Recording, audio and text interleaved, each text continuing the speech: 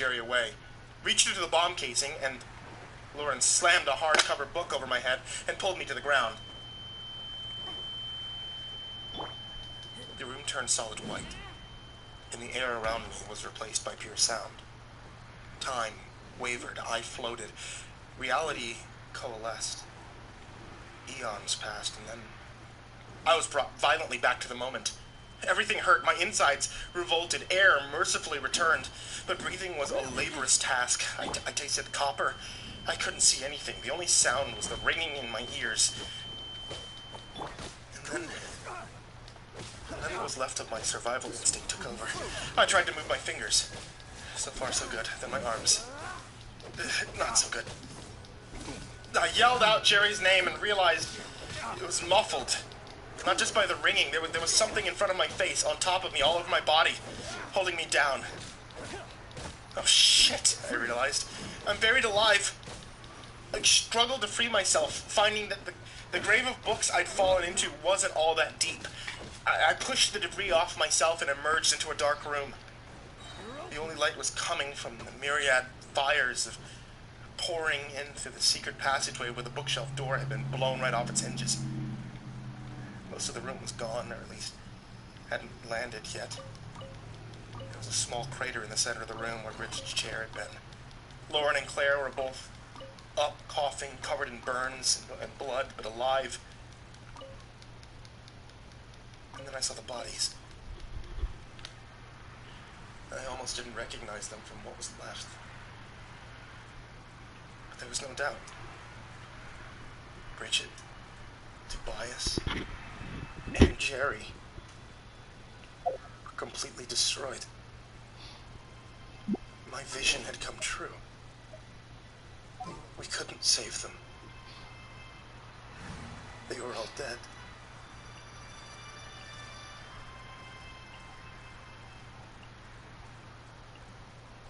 The only saving grace was that I didn't have an adequate time to process my grief. If I had, it may have completely gotten the better of me, but in a matter of seconds we were on the move. We put out the fires, covered the bodies, and went into the lobby to find Wolfgang standing there, waiting. He looked us up and down and asked, "What happened?" He tried to keep it covered with his jacket, but I noticed the gun in his waistband immediately. "Where were you?" Lauren asked. "I don't know," he lied. A coughing fit got the better of Claire. She fell into the corner, trying to catch her breath instead of rushing to her sister's side. Lauren turned to me. I knew it was coming and didn't particularly care for it. "Save it," I said. "I'm fine." Of course I wasn't okay.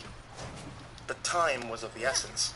And the last thing I wanted to hear was her reciting the same platitudes that Tobias was giving Wolfgang only minutes earlier, after his mother had died, when the sneaky little shit took advantage of our distraction and stole the gun. The words would have rang just as hollow now as they had then. Wolfgang came to the bottom of the stairs, took a look at the damage in the room behind us, and asked, "Is there anyone else left?"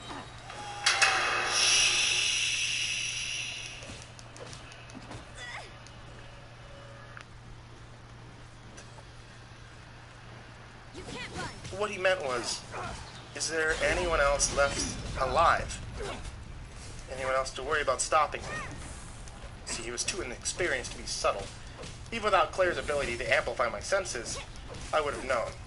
Nathaniel may have been dead, but as long as Wolfgang was armed, we weren't out of the woods yet.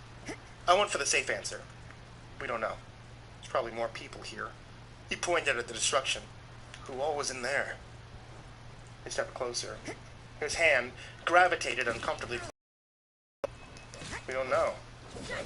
Wolfgang cocked his head at me, no doubt wondering if I suspected him, but how could he ever have guessed that I knew exactly what he was thinking? I still didn't understand myself. These thoughts appeared randomly in my mind. It's been a while since I took my medicine. "What are we gonna do now?" he asked. "I have a plan," I answered. Then, on the fly, I made up a plan. We need to split up. The girls will stay here and search for survivors. You and I will go get my car and bring it around. I thought you said your car broke down. It did. I have everything I need to fix it now. That's it. Tell me whatever you need to. Just get him away from the others. Lauren put her hand on my shoulder and said, Jack. I turned to face her. This is the best idea. Then I looked past her to Claire. Isn't that right? Claire nodded in agreement. That was enough for Lauren. Be careful, Claire said without moving her lips or using her voice. I turned back to Wolfgang. Let's go. We don't have much time. He flashed a grin. After you. The rain was chilling to the bone. We were both drenched in no time. Stinging winds and water lit up every fresh burn on my face and hands. The storm quickly washed the blood and bits from my hair. The solid pieces, I realized with disgust, were splinters of bone fragments. I wanted to puke, but I held myself back. I needed to keep my wits about me and watch for the right opportunity to turn the tables. But Wolfgang was patient and calculating. He followed closely, never coming within arm's reach. We used our phone flashlights to cut through the dark. If I got lucky, my baseball bat might save the day, but as we continued, I became aware of certain curious matters. There seemed to be far more trees than I remembered seeing on our walk up here. The road felt much thinner. Where we walked might be barely considered enough space for a one-way, and our walk didn't include any sort of decline. Weren't we supposed to be going downhill? I shined my light at the nearest tree. For a moment, it looked like something had skipped into the branches. Whatever it might have been was the least of our concerns. We were nearly a mile into the trip before Wolfgang finally spoke up. You know, you look like a shit took a shit. Considering I'd been blown up and lost my best friend and was probably about to die, his assessment could have been a lot worse. All I could say was, alright.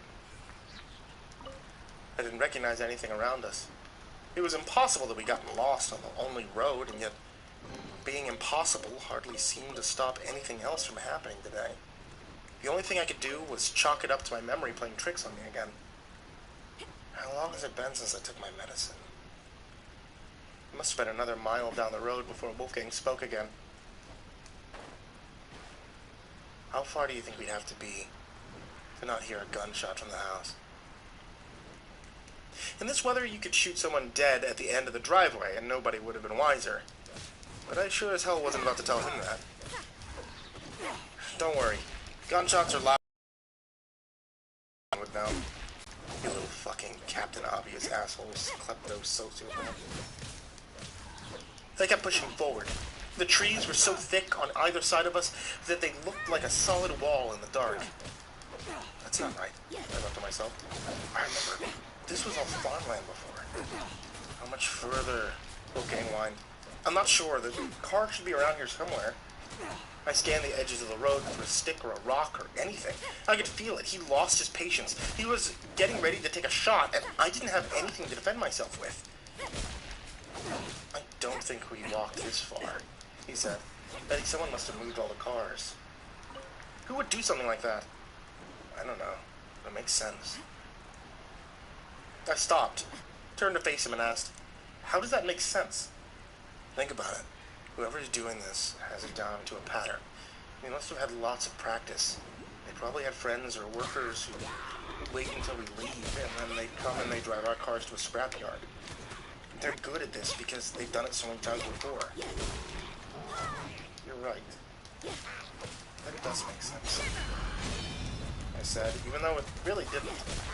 Gotta say, you don't seem all that worried. I've got a plan. Yeah? Yeah. When they come for me, I'll just kill them all. I turned around and started walking again. Hey, let's keep looking. Maybe our cars are a little further this way. I put some pep in my step, trying to create some distance between us, but Wolfgang was faster than me, and he kept up without any problem. You know what? He said. I think that's the secret ingredient. Practice. You need a little bit of practice, and you can do anything you want.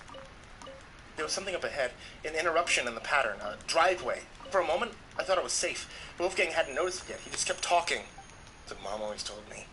She said I needed real-world experience, and I could do whatever I wanted. As I got closer, I realized what was wrong with this driveway. I'd seen it before. You know why Mom left her room after the man told us to stay still? She wanted us to sneak away before the cops arrive. You want to know why? Because she thought I was the one who killed that old bitch. Mom thought she was protecting me. But really, she was controlling me. And then I saw my opportunity, and you know what I did? I took my knife, and Wolfgang! I shouted.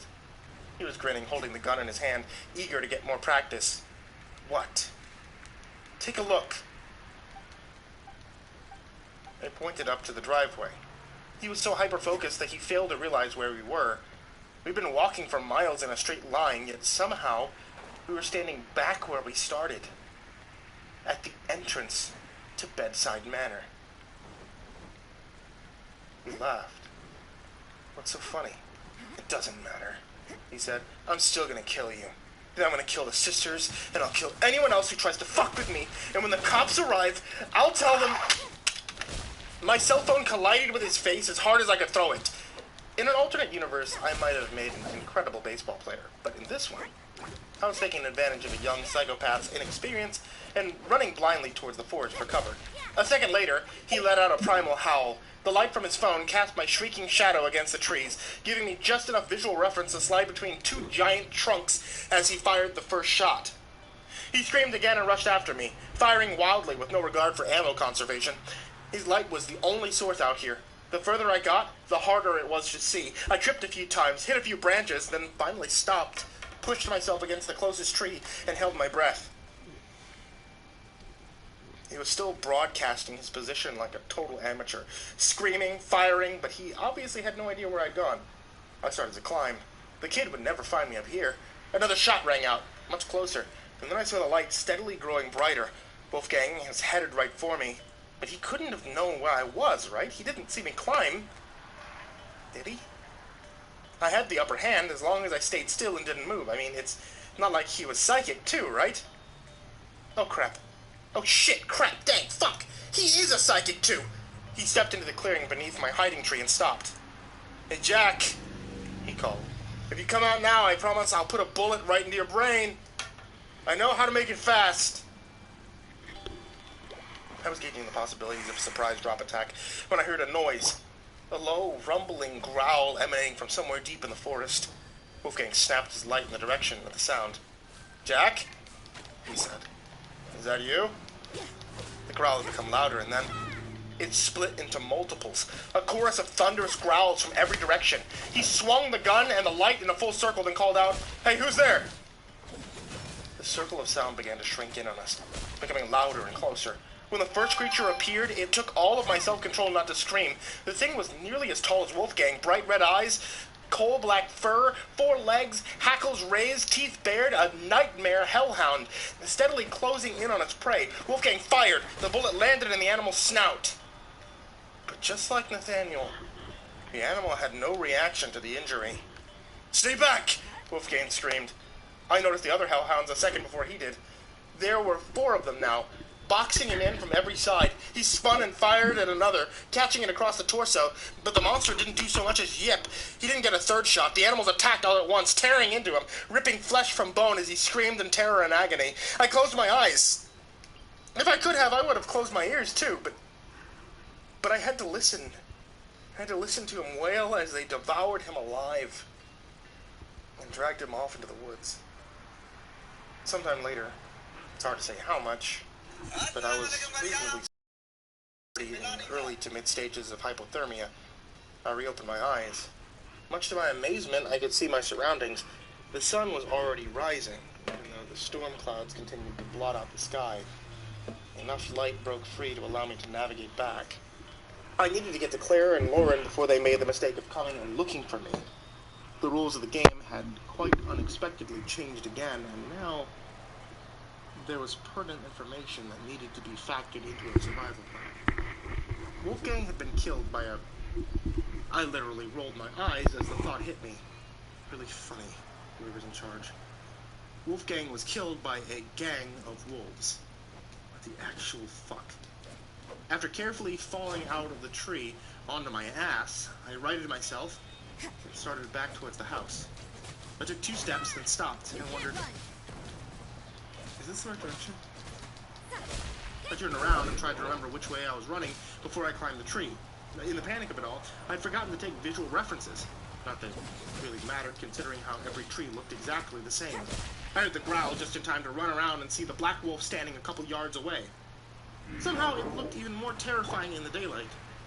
Eyes glowing red as hot embers, fur blacker than night, teeth on full display. Hey, buddy, I said in my calmest voice. Look at you. You're a good boy. You are. Thanks for the assist back there. You, should be full by now, right? I hit the ground before I even realized he pounced. I felt the full weight of the enormous creature pinning me down. I felt my ribs cracking like pretzels beneath his paws, stabbing my organs from the inside. The very last thing I felt was the searing, brutal pain of its teeth, dull but strong as they pierced around my throat, ripping out my windpipe. I couldn't scream, I couldn't fight. All I could do was die. Don't touch that! Jerry screamed. There was a lot of screaming, actually, but Jerry was the only voice I could make out. The lights had snapped back on. The warmth had returned to my skin. The ringing in my ears, the blast had gone. We were all seated around the dining room table. We were all perfectly drawn. Everyone was back in their period costume. Cuts, scrapes, or bruises. Everything was, dare I say, normal. Tobias and Bridget jumped to their feet and embraced. Hope vomited onto her dinner plate. Wolfgang stared across the table at me, fury in his eyes. The voices continued over one another, fighting, screaming, crying. Eventually, Jerry whistled loud enough to make everyone shut up. He had the floor now. Everyone calm your collective tits. Let me ask you one question. Did I just die? You died over an hour ago, Lauren said. Jerry put his hands on his hips, looked at Tobias and laughed. I fucking told you so! You didn't die an hour ago, I corrected her. You died last night. You've been dead for so long. He looked at me, made a bemused face, and asked, Are you crying, dude? I can't tell you why he would ask something like that. I mean, I wasn't crying. And anybody who tries to tell you otherwise wasn't there and can't know what really happened and is probably just a big fat liar. Now, everyone. There was an audible gasp from several of us present as soon as Nathaniel began speaking. It would appear that our night has gotten off to a strange start. Fortunately, we have been given a second opportunity to solve the mystery of Bedside Manor. I recommend we do not squander it. Jerry picked up a dinner plate and frisbeed it across the table. It smashed into pieces across Nathaniel's face. The old man didn't react. Damn, Jerry said. I thought for sure that would prove that he wasn't really blind. I think it proves he isn't really human, corrected Lauren. Hope slapped the table with both hands and screamed, Will someone please tell me what's going on? Tobias asked, What's the last thing everyone remembers? Jerry answered, You didn't listen to me and got us killed. Lauren was next. We survived the explosion, but then Jack and Wolfgang left to find help, and then... She couldn't bring herself to finish the sentence, so Claire did it for her. We were killed by a haunted suit of armor. Jerry nodded and said, Nice. What about you? Tobias asked, looking at Hope. The color drained from her face as she turned and looked at her son.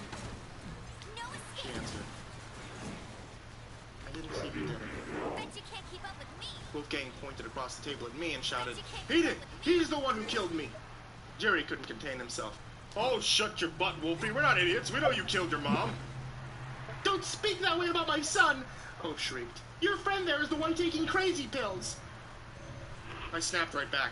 And you're the lady who recognizes antipsychotics by their drug names. Care to tell us why that is? Tobias was kind enough to change the subject. Everyone hold on for a second. Am I to understand that we all just experienced our own deaths?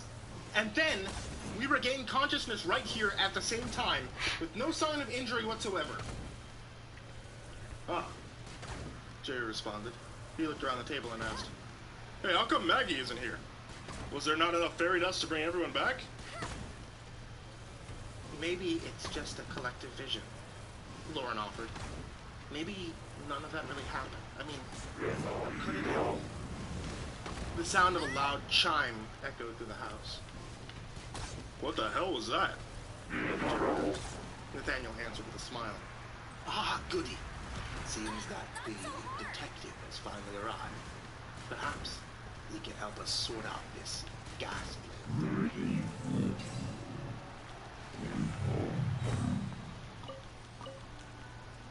Well, well, well, said the detective. It seems that you've managed to cock up quite a bit in such a short amount of time.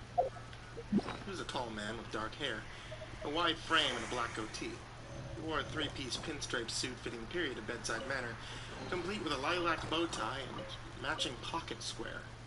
He stood in front of the fireplace as he spoke, one hand on his hip, the other clutching a pocket watch, which he inspected briefly before continuing. Shall we try this again? The rest of us had formed a semicircle around him. Tobias and Lauren refused to sit. Nathaniel smiled from his regular spot in the armchair. I sat on the love seat. Jury was relaxing on the arm of said love seat. I didn't quite get a good look at where the others were, but the detective had us all together as his captive audience. I mean that quite literally. We were captives here. This group meeting was hardly a voluntary event. No, we fought it tooth and nail every step of the way. When we first saw the detective, when we saw that he was coming and realized that he wasn't a real police detective, when it clicked that this man was just a further extension of the game, we collectively lost our 10-year composure. Jerry threw a chair, the detective knocked out both of his front teeth, Lauren tried stabbing him, she had a busted lip and swollen eye to show for it, Tobias fired the last bullet remaining in his gun, but the detective still broke both his trigger fingers. I'm not going to even pretend I tried anything valiant. The moment I saw him take a bullet without reacting, I decided not to waste the energy. The detective pocketed his watch, smiled sinisterly, and said, As you have no doubt gathered, the mystery of bedside manner spins further than any of you anticipated. But I'd like to simplify things. Here's what I propose. Solve the mystery, and you will be free to go. Here's a counter-proposal. How about you go fuck yourself? Jerry spat another mouthful of blood into the puddle on the floor and said, Actually, fucking is a lot of fun. This guy doesn't deserve it. Counter-proposal, how about you go shit yourself? Unlike his smile, Jerry's perennial good spirits were still intact, even though his pronunciation made it sound like he was trying to say, tucking is a lot of fun. This guy doesn't deserve it. Paul knew what he meant. I held up my hand and said, I second that proposal. Lauren chimed in. Thirded. It's official, sir. Go shit yourself. A gunshot wound did not hurt the man, but he wasn't completely invulnerable. He could hide it behind a fake smile. We all knew he was furious. I feel confident that this group will find its motivation in time, but until then, allow me to offer a few hints. There's no reason to venture outside the compound. Every action will have consequences. If you miss a clue, you will have a chance to... Oh, fuck this shit, Jerry exclaimed, jumping to his feet and charging into the parlor. I wasn't finished, the detective yelled after him. Jerry returned almost immediately, a bottle in one hand, a glass in the other. Given the circumstances, I don't think any of us would have blamed him for getting his drink on, even if this was a truly counterproductive measure to take. Jerry spat out another mouthful of blood, took a pull directly from the bottle, and winced in pain. The detective snickered and continued. As I was saying, you'll need to hear every clue in order to... Higher than 80! Jerry howled, filling the cup to its brim. The detective snarled. If you don't stop interrupting, I'll have to put you in timeout. Tobias turned and gave Jerry a wink. I don't know what was about to happen, but I braced myself. What, pray tell, does higher than 80 even mean? The detective asked. Jerry walked up to him and splashed the contents of the drink in his face. Jerry spat blood again and said, Anything higher than 80 proof is flammable.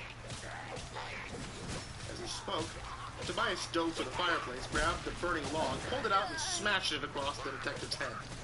He instantly went up in flames. Jerry lugged the remaining alcohol on the ground. The bottle shattered, and the contents erupted in a tiny fireball. The detective's skin bubbled and burned as he stepped forward and grabbed Jerry by the throat. I jumped up and charged as fast as I could, but the burning man was too fast. His free hand grabbed me by the shoulder and squeezed with machine strength, tight enough to dig his fingers through the cloth and skin, through the muscle and tendon, only stopping when it hit bone. I couldn't even scream before he pulled me into the air and flung me like a rag doll against the wall. Fuck! I shouted, grabbing my shoulder. It didn't hurt anymore, but the pain and the memory hadn't faded yet. Everyone was screaming, yelling over one another from their spots around the dinner table. What's just happened? I asked. Dude! Jerry grabbed me into a bear hug. I thought you were dead! Oh shit, my teeth are back too. I can finally say fuck again. Double win. Eventually, the chaos settled down and we were able to take turns explaining how we all died. Evidently, I was the first to go this time around. The detective killed Jerry and Tobias fairly soon after. Wolfgang and his mother made a run for it, but a pack of 8-legged squirrels tore them to shreds before they could reach the end of the driveway. Lauren, Claire, and Bridget made an honest attempt to solve the mystery, but Jerry's fire got so out of control that half the manor burned down before the rain could put it out. They sought shelter in the kitchen, but then the doors locked behind them and the room began to fill with water. Nathaniel instructed them to solve a puzzle before time ran out. The three of them drowned about an hour later. Honestly, seems I got off pretty easy. The sound of a loud chime echoed through the house. The hell was that? Jerry asked. Nathaniel answered with a smile. Ah, goody. It seems that the detective has finally arrived. Perhaps he can help us sort out this ghastly affair. We didn't attack the detective this time. We didn't need to, because this time we didn't even open the door. Tobias and Jerry muscled a barricade of furniture against the entrance. Then we tied up Nathaniel, rolled him into a rug burrito, and shoved him into the parlor. Probably unnecessary, but we turned off the lights behind us for good measure. Next, we all gathered together in the dining room to take stock of the situation. Where are we on weapons? Tobias asked as he pulled out his gun and removed the magazine. And why am I out of bullets? I threw Wolfgang a dirty look, but decided it wasn't the time or place for this particular battle. We used them earlier, I answered. So, ammo is expendable. That's inconsistent. Lauren pulled out the blade hidden beneath her glove. This is back, but I think we've already established it does fuck all against these guys. Tobias. Bridget grabbed her husband by the arm and pulled him to face her. What are these things? Tell us what we're up against. The way she asked made me think that she expected him to know the answer. He didn't say anything. He was still hiding something. Perhaps even something important. But before I could call him out, Claire let out a painful scream and fell to the ground. Lauren dropped down next to her, trying to figure out what was wrong. Everyone was talking now. Everyone was distracted. Everyone except for me. Because I could feel what she was feeling. I already knew what she knew. I recognized the buzzing energy in my stomach. Someone was about to die. I looked at Wolfgang just in time to see him plunge the kitchen knife into his mother's throat. She fell in stages. First, putting both hands on the table. The reality hadn't quite sunk in for her yet. She tried to speak. Blood poured from the wound. Her face turned ghost white, and then her legs gave way. I reached her side just in time to catch her. I went to my knees and held her head in my lap. She looked up at me with fear in her eyes. The hilt of the knife moved in tune with her weakening pulse as torrents of blood erupted down the front of her dress. Wolfgang had already escaped the room. Hope grabbed my arm and tried to form words, but choked on her own blood. She didn't have long left. Before I knew it, Bridget was next to me, pushing the fabric of her own dress against the wound in a futile attempt to stop the bleeding. Hope recoiled in pain and dug her nails into my arm. She was crying, not from the physical pain, but from the emotional torment, the humiliation, the worst fear realized. Whatever Claire had done to me, it was an overdrive now. My mind was wide open, and Hope wouldn't stop screaming into it. She tried so hard to be a good mother. She wrestled with the demons for years. She built a wall around the truth because that was the only way she could survive. Her precious angel was sick, and it wasn't his fault. There was nothing she could do to make him better, so she did the next best thing. She protected him. She hid the evidence, the graphic drawings, the animal bodies, the truth. No other choice was there.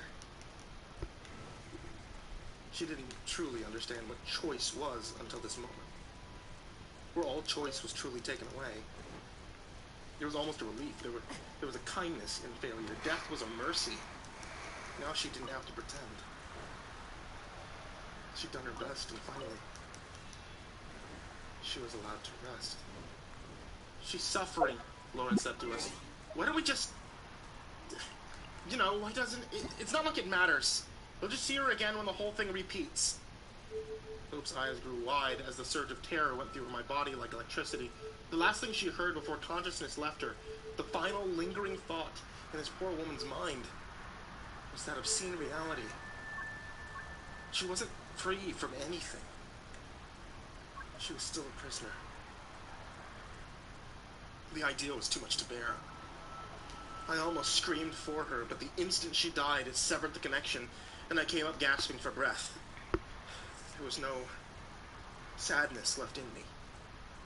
Only pity and anger. And I wiped the tears from my face and said, "Someone help me find that kid so I can fucking kill him." "Not worth it," Tobias said as he helped his wife to her feet. "Why not? I mean, if we're just gonna keep dying and repeating this pattern over and over, what's the point of saving time anyway?" "I have a theory about that," Tobias said. "We all remember dying, right? But we also remember other things, impossible things. Remove the impossible, and whatever's left, no matter how improbable, must be the truth." "Okay," I said, "I'll bite." "What's left?" "Our memories are fake. See, memory isn't some ethereal concept like a soul. No, it's a physical manifestation. A chemical process caused by amino acid chains within our brains. Find a way to alter that process, and you can convince someone that they experienced something they didn't. You can make them believe something didn't happen when it did." Lauren picked up his thread and ran with it. "You're implying that somebody got us all together here and implanted the last few days? That we've been tricked into thinking that we can't leave and we can't die? Why?" He leaned against the table, put a hand to his chin, and stared at the floor for a long, uncomfortable moment before responding. "It might be worse than that. We're all victims of implanted memory. The damage could go way beyond just the short term, the last few days. Not a single moment before now can be trusted." He slowly looked around the room, pausing to give each of us a few seconds of eye contact. Then he asked, "Do any of you have memories before today that could objectively be considered impossible? Anything that doesn't make sense based on our understanding of the universe?" I looked at Claire. She was already looking at me. I heard her words without seeing her lips move. "Don't tell him about me." "Why not?" I thought. "Because," she answered back, "he would kill and dissect me if he got the chance." "No," I lied. "Nothing comes to my immediate recollection," Lauren added. "Nothing too out of the ordinary for us either." "Samesies," echoed Jerry. "I'm just a boring old Instagram model with 6 million followers."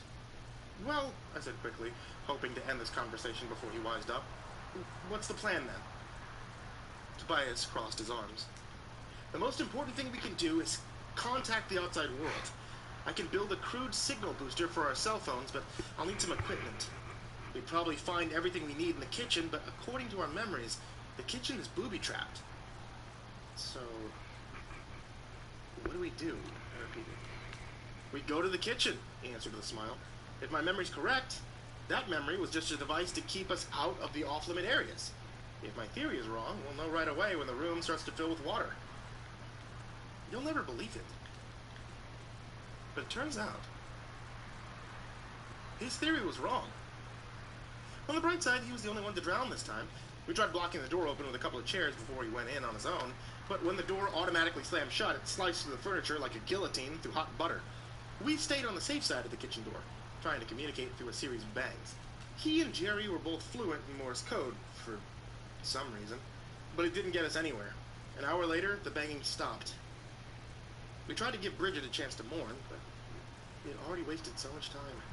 As soon as she seemed up to answering, Lauren gently began, "Bridget, I need to ask you a few things."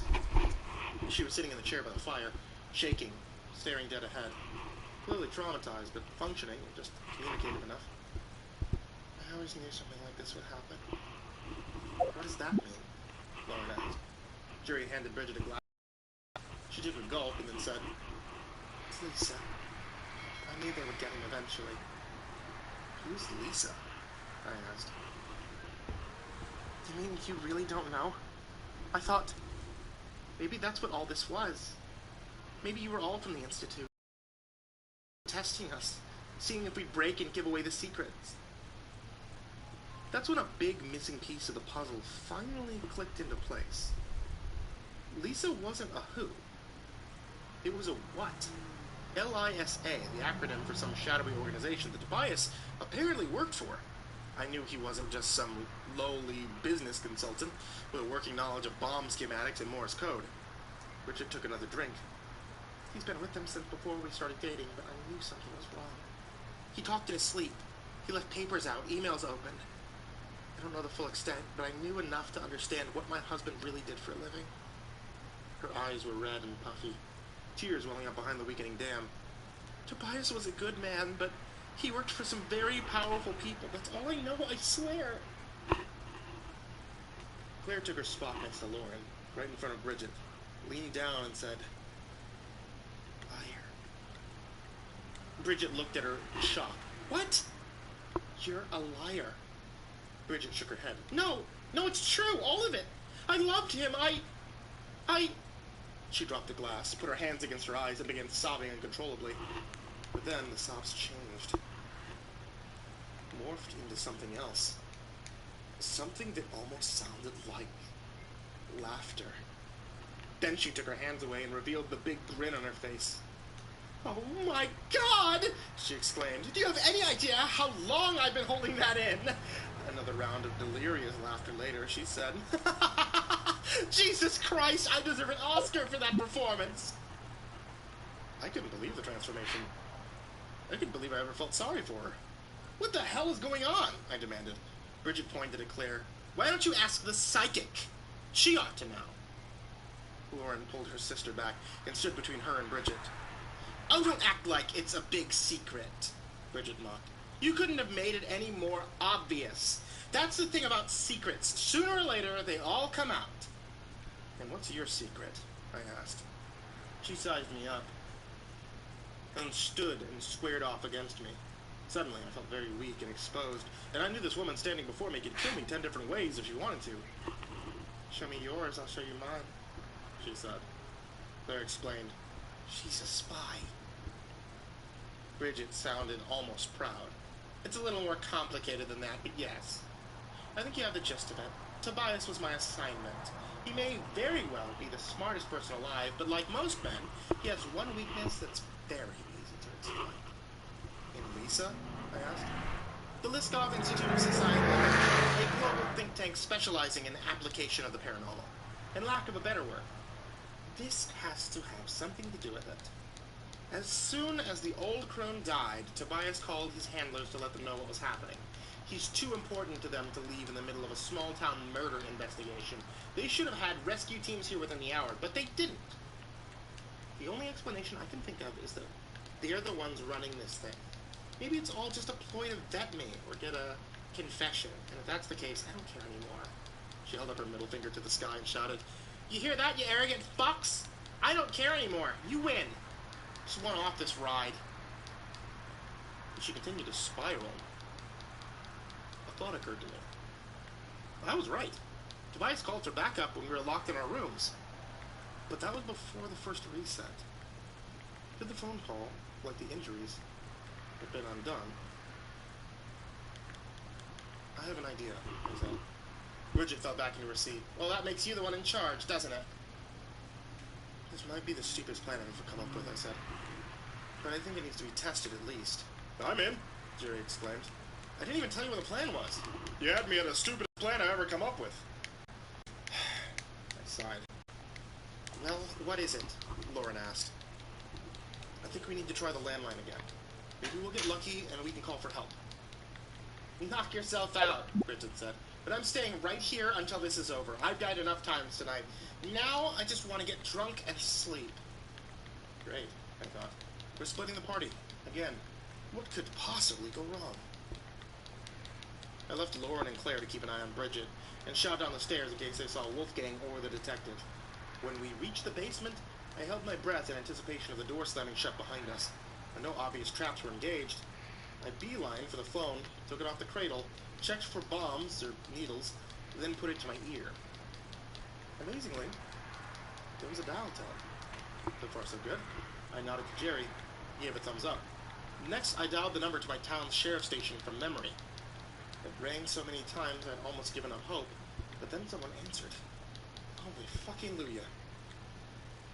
"Sheriff's Department," she said with a cheerful voice and a southern accent. I didn't recognize her. She must have been new. "How can I help you today?" Hi, I need to talk to the sheriff right away. It's urgent. Is everything all right, hon? Not in the least.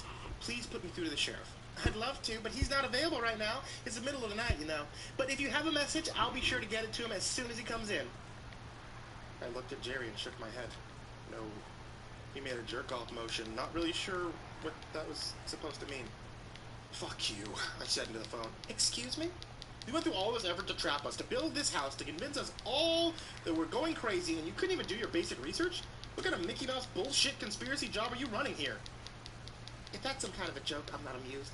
I'll have you know that it is a crime to call... The sheriff isn't a guy, dipshit. Her name's O'Brien.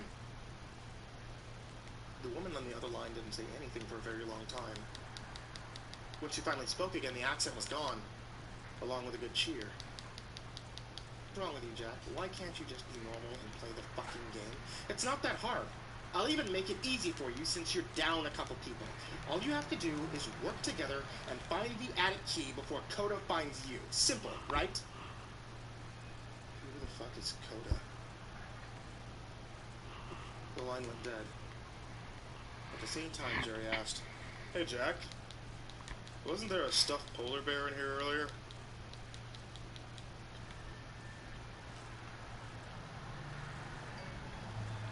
This time, when we came to around the dinner table, the screams were almost entirely subdued. I went from getting my head crushed between Coda's mammoth paw to sitting next to Jerry in a confused instant.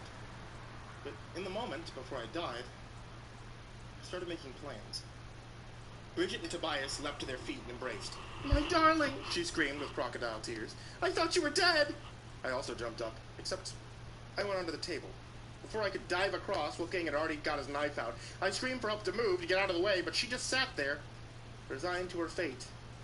Wolfgang stabbed her in the throat, and I speared into him. His chair recoiled backwards. We crashed to the floor, and somewhere along the way, he shoved his bony knee into my face and ran out the door. Little bastard was quick, and he was getting better. Though died almost instantly this time. Fuck! I screamed, getting to my feet. He's just gonna keep doing that every single time. Tobias looked around and asked, What happened? I answered, still in a screaming mode. A fucking polar bear ate us because we couldn't find the stupid attic key. This game's bullshit. I heard a growling noise and shut right up. It was coming from nearby. No worse. He was coming from inside me. The seriousness of the situation slowly dawned on me in a jumbled mess of thoughts. That was my stomach growling. Which makes sense. I hadn't eaten in days. And that means our hunger level, like our memory, doesn't reset after each iteration, which means we're probably all starving right now at different rates, depending on who stayed alive the longest. But then, what happens when the hunger gets too strong? What happens when we don't have the strength to continue? Do we just start dying and resetting and starving over and over forever? A loud chime interrupted my thoughts. Oh, goody. It seems the detective has finally arrived. Perhaps he can help us sort out this ghastly affair. Everyone screamed some version of, Shut the fuck up! At Nathaniel. But surprisingly, he didn't seem too bothered by it. We charged into the Great Hall, but before we could start barricading the door again, the detective let himself in and began screaming at us. Everybody listen! Stop screwing around here and solve the damn mystery! Make us! Jerry yelled before walking up and spitting in the detective's face. You consistently underestimate the seriousness of the situation and overestimate your own competence. I will not continue to spoon-feed you help. If you fail, you shall have no one but yourselves to blame, and I promise I will let you fail. In the meantime, if you have any questions, Mr. Comandelli is at your disposal. Much to our surprise, he then turned around and opened the door and left, slamming the door shut behind him hard enough to make the chandeliers rock. Jerry turned back to look at us with a triumphant win face and said, Ha! That's one problem solved. What's next? Nathaniel tapped his way into the room, saying, I believe now would be an excellent time for us all to come together and work as a team if we are to solve the mystery of Bedside Manor. Oh, shut the fuck up, spat Lauren. You're not even real. She picked up the poker by the fireplace and proceeded to thwack him over the head repeatedly, with enough force to decapitate any normal human. Nathaniel just stood there and took it with a smile. Feel better? Jerry asked. A little, actually, yeah. You want to try? She offered him the poker. He accepted, as she added, it's quite therapeutic. Before Jerry began his turn on the human punching bag, My stomach rumbled again, loud enough to get Claire's attention. "You're hungry," she said without moving her lips. "So are you," I thought. She nodded. "I have a bag of trail mix in my room," I said to the group. "Split 6 ways, it won't go far, but at least it'll hold us over until we're forced to eat Nathaniel." "It's probably not safe," Tobias answered, as if we needed someone to state the obvious. Jerry responded, "Should be fine if we cook him well enough." I mean leaving the Great Hall." "How about we put it to a vote?" Lauren suggested. "All in favor of going back to Jack's room?" She raised her hand. Jerry raised both his. Claire was next, then Bridget, and finally Tobias. "I guess it's unanimous then." Nathaniel, with his head almost completely flattened, spoke up with the same detached cheerfulness we'd come to expect from him. "I recommend we stay where we are. I believe we haven't yet found all the clues in this area. Perhaps if we were to continue our search, we could blah, blah, blah, blah, blah, blah, blah." I didn't hear the last part of whatever he was selling. We'd already left by then. We stuck together as a group. Finally. Not that it really mattered. I'd already seen what one bear could do to half a dozen able-bodied people. If there were more booby traps or saw games waiting for us, no amount of teamwork would guarantee our safety. We stayed quiet until we reached the landing of the 3rd floor when Lauren asked her sisters if it was safe. "I don't know," Claire said. "It's like listening for a whisper in a room full of screaming." I turned around to see if Tobias noticed. It's rather brave of them to be speaking so candidly around a spy and a member of a supernatural exploitation think tank. That's when I realized neither of them were moving their lips. Lauren asked Claire if we could trust everyone. "There's a darkness here like I've never seen, hiding deep inside of one of us, like the boy, only worse." Lauren understood. She told Claire to stay close no matter what. I probably should have been a little more interested in the fact that Lauren was tapping into our mental Wi-Fi network, but the thing about traumatic paranormal murder disasters that no one ever tells you is that eventually you hit a plateau where nothing really surprises you anymore. When we reached the Woodrow Harper suite, Jerry made the valiant offer to go in by himself. He had the fire poker resting over his shoulder and a big dumb smile on his face. I realized with equal parts annoyance and admiration that he was actually having fun with this. "I'll go with you," I said. "Me too," added Tobias. "We'll all go." Jerry walked up to the door, took a deep breath, and sighed. "All right, let's do this." Then with a short charge forward, he kicked the door open. "Shit! That kind of hurt," he muttered under his breath before rushing inside. He kept the fire poker extended, making lightsaber noises as he swung around and pointed. Followed closely. A few seconds passed, but spikes didn't fall from the ceiling, the room didn't start filling with sand, and the door didn't slam shut of its own accord. It appeared as if we were safe. For now. Bridget looked around and commented, "Your room is a lot smaller than ours." Jerry lowered his weapon before responding, "This is a weird time to flex, but go on with your bad self, Bridget." I found my stuff right where I'd left it, in a pile in the bathroom. The bag of trail mix was sitting on top of my crumpled up t-shirt and jeans. Not much left in the way of sustenance, plus Jerry had already picked out most of the M&Ms. But if it could stave off hunger for even just a few minutes, I'd take what I could get. Then, quite suddenly, another thought occurred to me. Jerry's pants were on the floor by the shower. But that wasn't where he left them. No, he carried them back into the room when we grabbed the stun gun. But was that before or after the reset point? I checked his pocket. Sure enough, the stun gun was still there. And more importantly, it still had a cartridge in place. Things were looking up. Tobias called from the bedroom. "You good in there, Jack?" I hid the weapon in my waistband under the suit jacket and returned to the others. "Found it," I said just before a surge of electricity ran up my spine. Claire pointed at the armoire next to me and screamed, "Jack, look out!" The door opened and Wolfgang lunged at me with an axe. I barely managed to fall back in time to miss a direct hit to the face. Wolfgang had found himself a new weapon. It was a bold decision that was going to cost him dearly. He wasn't so practiced with this one, and as soon as his swing missed, he lost his balance and hit the floor. I quickly jumped on top of the axe. Wolfgang grabbed the handle and pulled, but he wasn't strong enough to wrestle it away from me. His next go-to move was a desperate charge towards the door, but Jerry cut him off before he could escape. He held the poker out like a rapier and said in a calm voice, "All right, buddy. Time for you to chill out. Now, we aren't going to hurt you, but you need to..." That was all the time it took for me to line up my shot and fire the stun gun. The prongs landed in the center of his back and immediately sent him into a seizing, electrified fit in the ground. Tobias wasted no time in grabbing the bookshelf, pulling it free from the wall, and toppling it over on top of the boy, pinning him in place.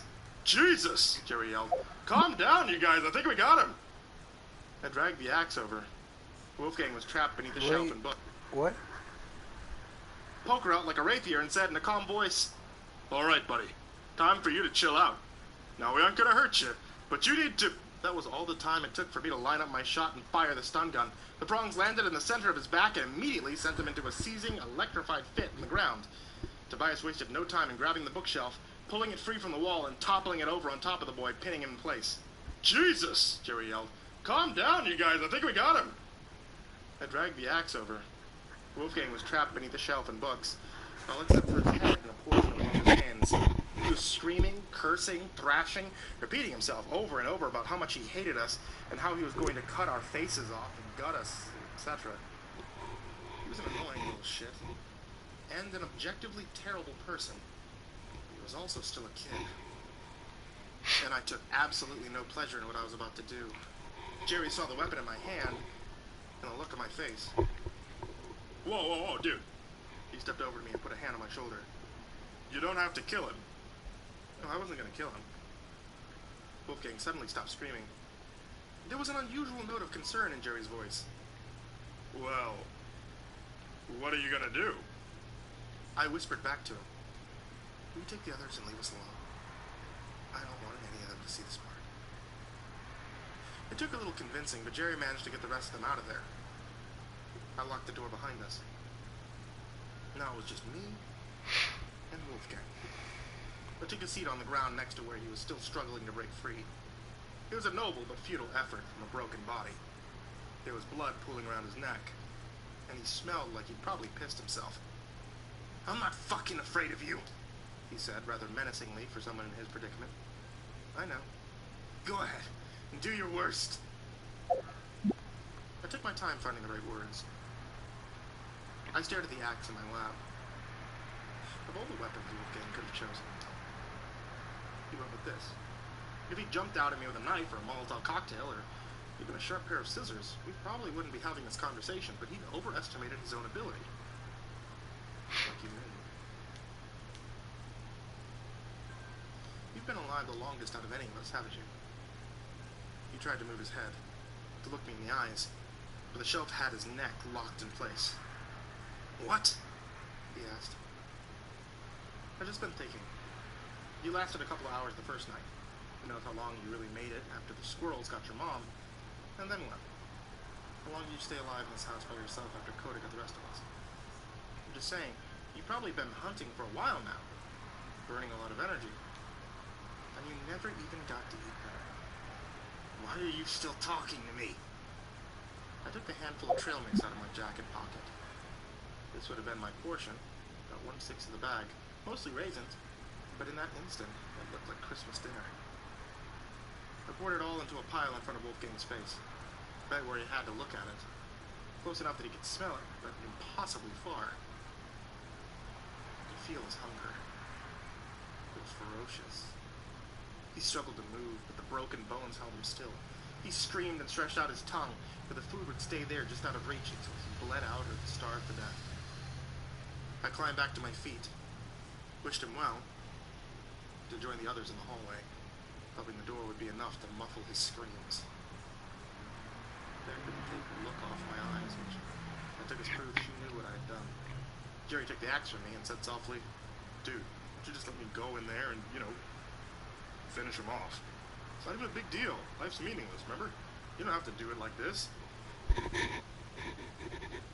But I did. I needed Wolfgang to hate me. I needed him absolutely, blindingly furious with me. I needed his hatred of me to overcome his senses, so that when he died, when he came back, the only thing he could think of was revenge. That was the only way we could save Hope. Tobias took charge and changed the subject. "I think we could take this experience as evidence that bedrooms aren't trap rooms. It might be a good idea to continue searching for supplies. Maybe there's something in Hope's suite we can use to get out of this mess." I was already headed for the stairs, waiting for them. Hope's suite was even bigger than ours. Not that I was jealous or anything, I just found it interesting. There's plenty of space to explore. Tobias and Bridget started raiding the kitchenette. The sisters checked the walk-in closet. Jerry went to the bathroom. I went straight to the bedroom and found exactly what I was looking for right away. My backpack was sitting there on the mattress like it was waiting for me. I unzipped it and hastily threw everything out to the ground.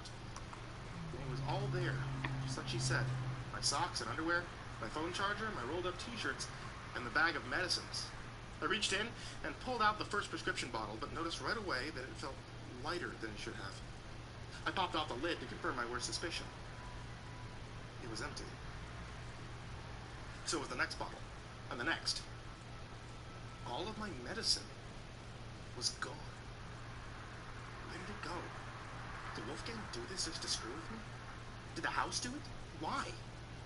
Knock, knock. I looked up to see Bridget standing in the doorway. She was alone. I didn't like that fact one bit. I held it together for now and asked, "Can I help you?" "We understand each other, right?" I waited for an elaboration. Too long, saying, "What? Don't play dumb. I'm not playing. This is the way God made me. Look, I need to make sure that we're on the same page." "And what page is that?" "There's a lot at stake, Jack. We all have secrets. Tobias doesn't need to know mine, and nobody needs to know yours." I got to my feet and returned her accusatory stare. "What exactly do you think you know about me?" "I know what you are. I've seen your type 1,000 times. Never met one so clever, though. It's quite the act. You got them all fooled, even little Claire, although I think she's starting to suspect. Listen, Bridget, if I can speak candidly for a second, I don't give a single solitary fuck about you and Tobias." She smiled. "Good. Great." On that note, she turned and left. A half second later, I felt something touching my ankle. I looked down to see a long green arm reach out from underneath the bed, the fingers twisting into a vice grip around my good leg. It yanked and I hit the ground. Then it retracted, pulling me across the floor with it. I screamed for help as loud as I could as the thing dragged into the dark space below the bed. The light got further and further away. The hand pulled me deeper and deeper. Soon I was immersed in complete darkness. He was cold. I was still moving, and then I wasn't. I tried to open my eyes, only to find that they were already open. Wherever I was, there wasn't any light anywhere. I waited for the world to stop spinning before I tried taking a step. I couldn't find my footing and braced for the fall, but it never came. I was already down, lying on my back. The floor below me felt like refrigerated wood. I sat up and instantly regretted it. My forehead smacked against something solid. I fell back and put my hand against the swelling knot from the impacts and felt something solid with both of my elbows. I reached up and felt the surface I just smacked into. Cold wood. Then I touched the walls on either side of me. Cold wood. Oh, shit. It finally came to me. I'm inside of a coffin, aren't I? An unwelcome but familiar voice emerged from a speaker close to my feet. "Hello, investigator. It would appear that you've fallen victim to one of bedside manner's many perils. A most dangerous trap indeed. But not to worry. There's still time for your fellow investigators to solve the puzzle and save your life. You are currently buried somewhere on the manor's property with exactly 1 hour's worth of oxygen remaining." Well, that sucks, I thought. But at least I have some time to relax and gather my thoughts.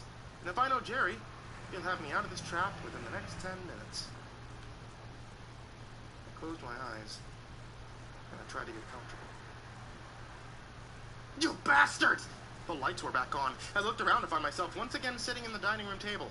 Evidently my time had run out, and I'd suffocated in the coffin. That sucked. I would have very much preferred not dying. Still, there were much worse ways I could have gone, and maybe this time we could do it better. The voice had come from directly across from me, from the furious boy clutching a knife in his hand, the one who just jumped onto his chair, then onto the table. There was bloody murder in his eyes. Oh, my plan worked! He had completely overlooked his mother, and now he was running towards... Oh, shit. I didn't think this far ahead. I thought I'd have more time to figure it out, more time to know how to react. But Wolfgang was charging at me faster than I could think. He clenched his teeth and stabbed at my face.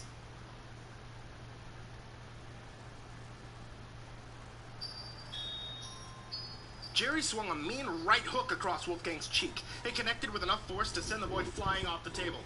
Boom, baby! Jerry exclaimed, and Wolfgang and the knife both collided with the floor. He walked over to where Wolfgang was trying to pick himself back up. You know, I promised my lawyer I'd stop punching kids in the face, but for you, I think I'll make an exception. Wolfgang made a desperate charge for the knife, but Jerry caught him in a headlock and pulled him away, shushing calmly. It's okay, relax. We're gonna leave the little weapon and talk about this like adults. We're gonna be like Fonzie, okay? And you probably don't get either version of that reference, but trust me, it's okay. Hope was already running around the table. Let go of my child, she screamed. Before any of us had time to react, Hope had already pulled the gun out of her clutch purse, put it against Jerry's head, and pulled the trigger. His lifeless body fell to the ground. Wolfgang gasped for air. Hope dropped to her knees and reached for her son. It was the last mistake she'd make in this life. He quickly picked up the knife, turned, and plunged it into her eye all the way to the hilt. By the time she had collapsed the rest of the way to the ground, Wolfgang was already halfway out of the dining room. I ran to Jerry's side, but there's nothing I could do for him. The bullet had gone straight through. It was a clean kill. He never saw it coming, and hopefully didn't feel a thing. What the fuck? Lauren screamed. Where did that gun come from? Tobias walked over, knelt down and pulled the weapon from Hope's dead fingers. He turned it over a couple times and gave his assessment. It's a Ruger 380. First gun. Designed to be discreet. I tried not to lose my temper. You mean to tell me that this woman has had a gun on her this entire time? And what? I screamed at Hope's body now. You just chose not to defend yourself? Maybe that I can understand, but then you freaking killed Jerry just because he was trying to help you! Lauren grabbed my arm. Jack, calm down. You're not helping. I tried to calm down. I really did, but then a chime rang out and Nathaniel said with a smile, Ah, goody. It seems that the detective has finally arrived. Perhaps he can help us sort out this ghastly affair. Shut up, Nathaniel! Nobody likes you! You're worse than a hangnail! Tobias walked up to Nathaniel and draped his jacket over the old man's head. Ignore him, he said. Now, let's talk about a game plan. Next time we respawn, when the boy attacks Jack, I'll subdue the mom. Lauren, can you help Jerry? Sure can. Great. In that case, I propose we skip ahead right now. There are 6 bullets left in Hope's gun. Any volunteers? I was taken aback. Wait, I said. Hang on. You're all suddenly okay with the idea of dying? It's not death, Tobias explained. We've been busy. We learned a lot after your disappearance. For instance, we learned that this isn't a solid timeline. There's an incursion. We built an echolocator out of the radio and some spare parts from... Did you guys even look for me? Tobias made a face like he just heard me speak in Comic Sans. Why would we? Your trap gave us an entire, uninterrupted hour to experiment and learn exactly what we're up against. What about Jerry? Did he at least try?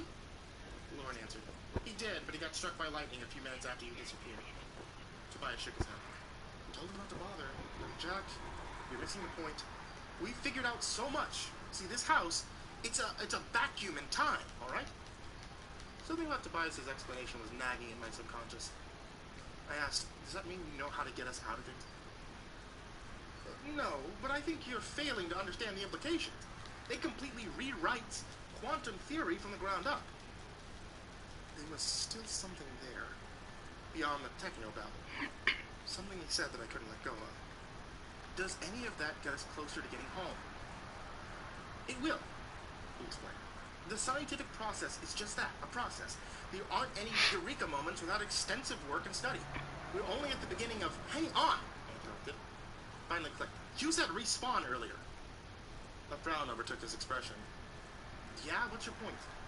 I laughed softly to myself. I know what's going on. I sincerely doubt that. I was about to explain when Claire started to cough. Lauren grabbed me by the arm and said, Guys, I think we have a problem.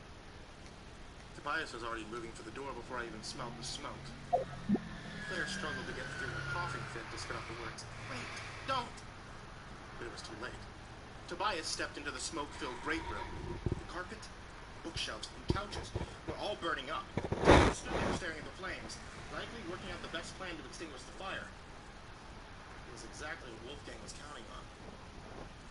For the smartest man in the world, Tobias sure was stupid as hell sometimes. The boy leapt out of his hiding spot and smashed the fire poker over Tobias's head, dropping him instantly. Before I knew it, he had grabbed his mother's gun and put a bullet in Tobias's back. Then he set his eyes on us. Lauren pulled me to the back of the dining room and screamed, "Run!" Just as the next shot rang out, I saw Bridget fall to the ground. Then we were flying through the door behind us into the parlor. We ran without thinking, deeper into the house, through the doorway at the far end, into the nauseatingly long hallway with the lime green and purple wallpaper. The sisters ran in front of me. I stopped to look behind to see if we were even being followed, but all I saw was an endless stretch of checkered carpet. It seemingly went on for miles and miles. I closed my eyes and I tried to remind myself that it was just an optical illusion. The shot rang out. I opened my eyes and saw Wolfgang standing there. I couldn't figure out how close he was. That damn hallway made it impossible to know if the space between us was a few feet or a few hundred yards. My ears stung. Bullet must have grazed me, I thought. I put my hand to the side of my head, pulled back at the searing pain, looked at the handful of blood in my palm, and reassessed. The bullet did more than graze me. Wolfgang was running now. I turned around and did the same. Lauren was calling my name from somewhere up ahead. For the first time, I noticed an irregularity in the repeating pattern against the walls. A break. No, a door. Lauren leaned out and gestured for me to hurry up, but she was so far away and Wolfgang was gaining, I'd never make it in time. Another shot echoed down the hall, and then, inexplicably, I was there. Lauren pulled me through and slammed the door shut behind us. My heart was about to beat its way out of my chest. My lungs were ready to explode. This was no time to rest. We had to keep running. I looked forward to see what kind of room we'd end up in and immediately said, "Fuck!" It was more of the same. An impossibly long, thin hallway with green and purple wallpaper and checkered carpet. The walls were littered now with doors arranged endlessly down the corridors, all identical to the one that we'd just gone through. "Which one do we pick?" Lauren asked. There was fear and uncertainty written all over Claire's face. She didn't want to tell her sister she didn't know the answer. Instead, she pointed at the closest door. As good a chance as any. We all ran through it and saw more. More hallway, more doors, more green and purple wallpaper. I could hear Wolfgang screaming from behind the door we just closed. We couldn't stop now. I pointed at a door at random and said, "That one!" They didn't question it. They just followed me as I pushed it open and ran into more hallway, more doors. No end in sight. I shut the door behind us as the sisters raced through. Claire fell to the ground, gasping for air. Hope was at her side right away. "It's okay," she said. "He's not going to find us. We lost him." "No, he didn't," Claire said, crying. I turned around to make sure the door was locked, but it wasn't there anymore. The door had vanished, replaced with more of the never-ending hallway. I took a couple steps forward and felt the air in front of me to make sure the door hadn't just turned invisible. Sadly, there was no such luck. The house was rearranging itself, forcing us to play along with this stupid game. I heard Lauren gasp and turned around to see Wolfgang standing behind her. One of his hands was wrapped in her hair, the other holding onto the gun to her head. His eyes were on me. "Wolfgang, wait!" I shouted. "You don't have to do this. Nobody has to die anymore." That was evidently the wrong argument. He executed her right in front of us. Claire screamed as Wolfgang raised the gun and pointed it at her. "Wait!" I shouted with even more desperation. Amazingly, he gave me a chance. "What could you possibly say that I'm going to want to hear?" I got down on my knees. "I know what's going on. Okay, I figured out the mystery of Bedside Manor. I can get us both out of here." "I don't want to get out of here." I had no response. All I could do was look at Claire. She returned my gaze. Her piercing blue eyes held nothing back. She was afraid. She was terrified that I might be wrong. She was terrified of Wolfgang. And as a surge of electricity ran up my spine, she sent a message that only I could hear. "Follow the smoke." He pulled the trigger. And Claire was dead again. "Why?"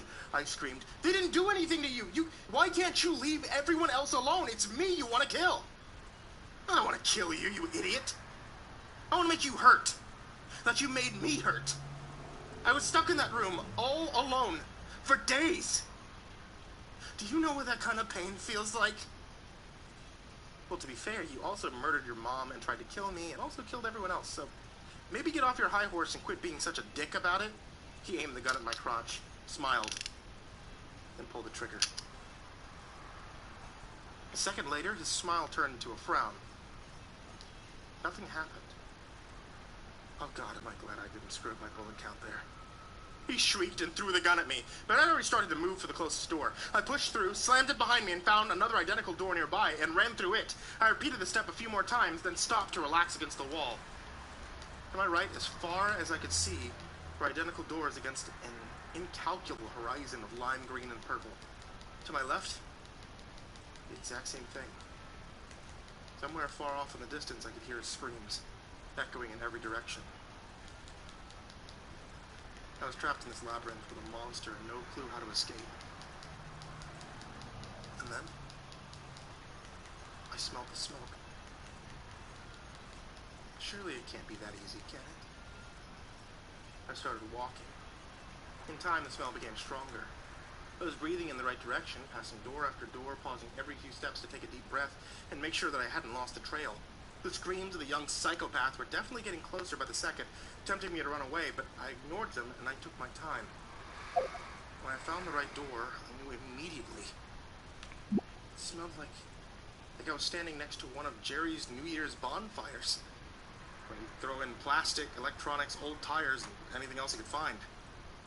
I tapped the door handle. It was warm, but not hot enough to scald my hand. As Wolfgang's voice continued to bounce around the endless hallway, I opened the door and stepped into the parlor. The fire blazed out of control. The smoke was so thick I couldn't breathe or see further than a few feet in front of my face. A crashing noise erupted over my head like the building was being ripped in two. I looked up just in time to see the ceiling cave in on me. Suddenly I found my breath. The pain in my ear was gone and the world came into focus all over again. Jerry was at my side now, shouting something that sounded like, "Whoa, Nelly!" Across the dining table, Wolfgang was clawing his way over to me with a dinner knife in his hand. Lauren leapt to her feet and picked up her chair and broke it into pieces against the boy as soon as he was close enough to hit. Jerry quickly grabbed him by the feet, pulled him off the table, and threw him into a headlock, while Hope screamed for them to let her child go. She took her gun and aimed and pulled the trigger. Yet nothing happened. Hope was alive. Wolfgang was subdued. I was almost proud that we'd survived the first 30 seconds as a group. But now wasn't the time to relish the minor victory. As the rest of them screamed and fought with one another, I left, and I went to the Great Hall. There was someone I needed to talk to. I opened the front door to find the detective standing there, staring at his pocket watch. He looked up and said, "Hello?" with a note of surprise. "I wasn't expecting to see you already. We need to talk." He put away his pocket watch and asked, "Are you going to try to hurt me? Because I could save you trouble. I'm not. I figured it out." He crossed his arms. "What, pray tell, do you think you figured out?" I stepped outside, closed the door behind me, and said, "The mystery of Bedside Manor." "No, you haven't, Jack. You lot haven't even come close." Hear me out. I've known something was wrong ever since the moment we arrived, only I couldn't understand what it was. Every time I tried to look Maggie in the eyes, I could sense that something was off about her, like uncanny valley kind of off. Then there was the way that she and Nathaniel teleported whenever they weren't being watched. There was the rain that came from nowhere, the rearranging forest, the guardrails that kept us from leaving. It all finally came together when I heard Tobias call this dinner table fiasco a respawn. You know what a respawn is, don't you? It's a video game term. You gave us save points. You gave us NPCs. You built your own custom physics engine. Oh, it's so obvious now. The reason we can't stay dead is because none of us are even here. Bedside Manor is a simulation, isn't it? I told you to play the game. You're not playing, you're metagaming. But am I right? Do you know how many iterations of Bedside Manor I've personally overseen? Billions. Literally, billions. I helped to build a model of this game across virtually every version of your reality, and never once has a team failed so utterly and completely. Not one time, in case you didn't hear me, billions. Honestly, I'm impressed by the sheer ineptitude. Thanks. It doesn't matter. You'll play the game eventually, even if I have to personally play along with you. Sometimes the players need a little hand-holding to get them into the right track, and you will get on the right track. Far too much at stake to give up now. It was pointless to ask, but I tried anyway. What's at stake? Much to my surprise, he answered freely. You're close. Not close enough to understand this isn't a video game. It's a psychological reconnaissance. A compatibility test to determine if a world is ripe yet. Ripe full of white. He chuckled under his breath. This evidently was one secret he wanted to keep. You won't even know we're here, John. Our presence is a symbiosis. The same way a farmer feeds and protects his livestock. We can make you happy, fat, immortal, anything you can imagine and more. All you have to do is play the goddamn game. I crossed my arm. I don't want to. With the fate of both of our species hanging in the balance, do you really think I'd allow you any choice in the matter? He didn't give me a chance to answer. The next thing I knew, we'd already reset.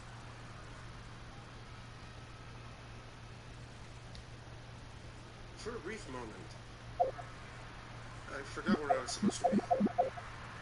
Well, don't just stand there. Come over and sit a spell. I looked up from my book and took in the new surroundings. I was no longer on the porch with the detective.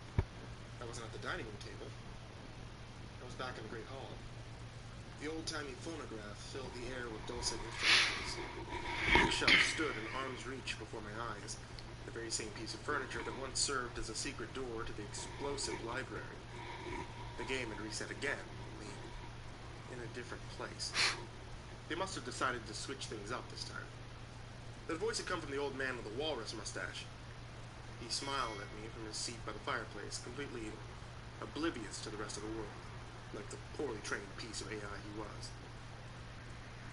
I shut the book in my hands and returned it to the shelf, but not before reading the title on the cover. King's Lunacy, by Edgar Allan Poe. Too bad none of the books here were real. It actually sounded like a good one. I left the worthless Nathaniel where he sat and went into the parlor to find Jerry. He would know what to do. I surmised from the sound of voices that the rest of the group had respawned together. Fortunately, nobody was screaming or fighting, which could only mean that they got Wolfgang under control before his killing spree started. As soon as I walked through the pocket doors, Hope stepped into my path, saying, "Hi, my name's Hope." I froze momentarily, losing my train of thought. She seemed so carefree all of a sudden. The stress must have finally made her snap, poor thing. "I know who you are, Hope." There was a glass in her hand and a smile on her face. "I wanted to ask you for your help. See, I'm here with my son, Wolfgang. He's a very bright boy, extremely talented, but he isn't the most outgoing. He's had a hard time making friends back home, and I was thinking maybe this weekend it would give him a chance to come out of his shell." She raised the glass to her lips and took a large swallow. Oh, God. What's happening? Hope, I need to ask you a stupid question. Do you know who I am? She laughed and said, "No, I'm sorry. Have we met?" "Oh, this is part of the game? I've never done one of these before." She tried on a silly accent, batted her eyelashes, and said, "Hello there, old friend. Fancy running into you in a place like this." I laughed a little too hard, patted her on the shoulder, and said, "Your child's a serial killer." She returned the laugh, but cut it off short with a confused, "Wait, what?" Out of the corner of my eye, I noticed that Maggie was still alive. She was currently talking to Bridget, probably warning her that not everyone here was who they seemed. I turned and searched for Jerry, but he wasn't in the room. Instead, I saw Wolfgang leaning against the wall, looking bored out of his mind. Tobias said it himself. Memory is just a chemical process. A predictable, malleable result of amino acid chain reactions. Any group sophisticated enough to build a whole world like this probably had the technology to do whatever they wanted to our humble little brains. We'll never even know. Far side of the room, Claire stood by her sister's side, watching me silently. If there was anyone here who might understand what was happening, it was her. I cut straight across the room and said, "Claire, you remember me, don't you?" Her piercing blue eyes very clearly answered for her that no, she did not remember me. Claire tried to move away, but I took her by the arm and turned her to face me. I had to make her understand. I needed her to read my thoughts, to know that I wasn't crazy. I needed her to tell everyone I wasn't crazy. I needed her to tell me I wasn't crazy. But there was no understanding in the look she returned. There was only confusion and pity. "Get away from her, you creep!" I don't know how I'd already forgotten about Lauren. The next thing I knew, she had punched me in the face hard enough to start a trail of blood pouring out of my nose. Other than Bridget's gasp on the other side of the parlor, the room had gone deathly quiet. Okay, I said. I deserve that. Shouldn't have grabbed you, Claire. I apologize. I turned around and looked for something to cork my bloody nose. Once I spotted the clutch purse and the settee sofa, I changed plans. Oh, excuse me, Hope said as I picked up her purse. That's mine. I laughed it off and said, oh, I assure you, this is totally mine. We must have both gotten them at the same place. I opened it up and reached inside. Walmart's Black Friday sale 2018, am I right? My fingers touched metal. Eureka! I grabbed the weapon, pulled it out, and tried to hide it in my jacket pocket, but I wasn't fast enough. The moment it came out, Bridget shouted, is that a gun? Hope screamed a confirmation. He has a gun, help! Before I knew it, Bridget planted a kick square in my solar plexus hard enough to make an MMA fighter consider retirement. I hit the ground, gasping for air. The gun escaped my grip and slid under a nearby chair. For 1 second, nobody moved. And then, utter chaos as we all bolted for it at the same time. Wolfgang swooped in with a precision, snatched the weapon up like he'd just recovered a fumble, and as soon as I got back up, I gave chase. He saw me coming and bolted out of the room like a cockroach in a spotlight. I knew from experience that he would be faster than me in a fair race. I was busy trying to figure out what I could throw at him when I got lucky. He reached the base of the stairs and tried to hook an angle, but his dress shoes must have had less traction than he was used to. He skidded to the wall, paused to regain his balance, then crumpled like an old soda can once I slammed into him at full speed. Wolfgang and gun hit the floor. I picked up the gun and left the boy. The others were already pouring out of the parlor. Within seconds, I was surrounded. Maggie was screaming for somebody to call the police. Hope was shrieking bloody murder. I tried to yell over them to get them to calm down. May as well have been trying to nail water to a wall. Hope charged at me until I pointed the weapon, stopping her in her tracks. The front door opened, and Tobias rushed inside. Jerry was close behind. They both froze at the sight of the gun. This isn't part of the game, Maggie yelled. The boy has lost his mind. Jerry took the cigar from his mouth and held out his hand. Wait. What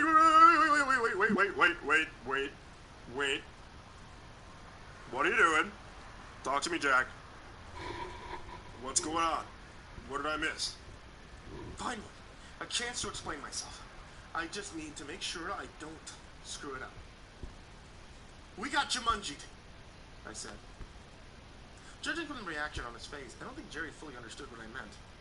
Judging from everyone's faces, he wasn't alone. Only one person was alone here, and it didn't feel so great. Lauren took a step closer, asking, what exactly do you mean? I am the gun editor. They were all closing in on me, at different speeds, only stopping when the gun made them. I was losing time. To make matters worse, Wolfgang was coming to groaning in exaggerated pain. I knew he was manipulating them. I mean, I barely knocked him out. What's the big deal? I tried explaining again.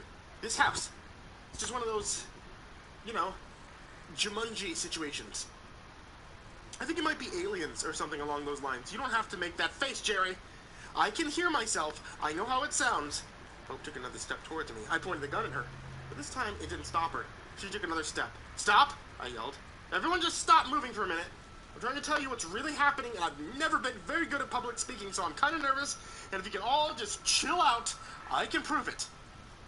I was out of time. It was now or never. In a moment of utter desperation, I did the only thing I could think of. I shot Nathaniel twice in the chest. Predictably, everyone reacted as if I just shot an actual human. There were gasps and screams, and before the dust could settle, and everyone had a chance to see that I was right, Tobias did what Tobias does. He tried to take control of the situation and made things worse. Jerry saw it coming half a second before I did, Tobias pulling the gun out of his ankle holster, and delivered a perfect left hook across Tobias's face. I didn't even have enough time to move my gun. Tobias had already hit the floor, and Jerry had relieved him of his weapon. I tried to raise my voice above all the others, screaming for them to just look and see. Nathaniel wasn't dead. I pointed at the body slumped in the seat by the fireplace to show them all I wasn't crazy. I wasn't crazy. I couldn't figure out any way to make everyone shut up and listen. I mean, if I could whistle, this might have been a good time. But then Jerry fired 3 shots into the ceiling, and that did the trick splendidly. He was the only voice in the now silent room. Jack, buddy, I'm your ride or die bitch, but I have to say, I prefer more of the ride and less die. I looked closer at the man I'd shot. For the first time since I met him, I was hoping Nathaniel might have something to contribute. However, he remained motionless and kept his mouth shut. I stepped away from the spot where Wolfgang was regaining his composure on the ground. I crossed the short distance to Nathaniel and poked him in the head a couple times with the barrel of the gun. He stayed stubbornly still. It didn't take long for me to understand that Nathaniel wasn't coming to my rescue. The house wasn't about to make this easy. And why should it? They spent untold amount of time and resources on this thing, only for me to come by, stomp all over their sandcastle, and force them back to the drawing board. Those who engineered this simulation must have been advanced to a degree beyond my understanding. But there's one emotion that's persisted as long as there has been intelligent life, and no amount of utilitarian logic can override it. Simply put, the ones in charge were being petty. I took a deep breath. Jerry, I know how this looks, but hear me out. I've been to the future. Sort of. I know things. There aren't any other people in this house. It's a trap. All of us are here because our cars mysteriously broke down and we needed to make a phone call. It was strange how nobody reacted to that bombshell the way I thought they would. Way less shock and horror. Way more confusion and horror. I looked at Lauren and said, right? She made a non-committal shrug and said, sure, whatever you say, crazy man. It's not like that. I'm telling the truth. Why are you all acting like you don't already know? None of you are meant to be here, right? A long, uncomfortable moment passed before Hope asked, Is this part of the game? Because I'm not having very much fun at all. Okay, I said. I see what happened here. They took their memory trick a step further. Instead of erasing, they rewrote. They edited together a story that would make me look like a raving lunatic. Or maybe, Jerry said, stepping closer to me, you just imagined it all. What? No, not you too, Jerry. Think about it, bro. What is the likelier scenario? That we were all unwittingly recruited into a supernatural whodunit simulator, or that your mind is playing tricks on you. Again. In an instant, Tobias was on his feet, charging into Jerry from behind. Upon impact, Jerry screamed, "Hot potato!" He flung the pistol into the air, and by some miracle, I managed to catch it before it hit the ground. I now had exactly 2 guns more than I ever felt comfortable holding, which made me the de facto man in charge. Tobias was on top of Jerry, hands around his neck, squeezing the life out of him. I yelled for him to stop, but he wouldn't listen. I swear, I meant to fire a warning shot, but as I raised the gun, it went off in my hand. The others fled the room, running for their lives. Tobias made a noise like a gasp, then fell to his side, a circle of blood rapidly saturating the back of his coat, where the bullet had struck. Jerry sat up coughing. As soon as he could breathe, he was doing chest compressions on Tobias's lifeless body. I dropped the weapons. Then I fell into the seat across from Nathaniel and waited for whatever was going to happen to go ahead and happen. Jerry's shirt was drenched in Tobias's blood when he finally gave up. I walked over to Nathaniel's corpse. Thought he was going to check for life signs, but instead, he reached into the old NPC's coat, pulled out a cigarette tin, and helped himself to a smoke. I watched as he lit a wooden match on his zipper, took a drag, and then said, I'm not going to sugarcoat it. You just killed 2 dudes. Probably a little too late to unfuck this donkey. He walked over and knelt down in front of me. We could explain to the police what really happened. You had another one of your episodes, you forgot to take your medicine. It wasn't your fault. None of this was your fault. He was really starting to remind me of Hope's internal monologue. There aren't going to be any police.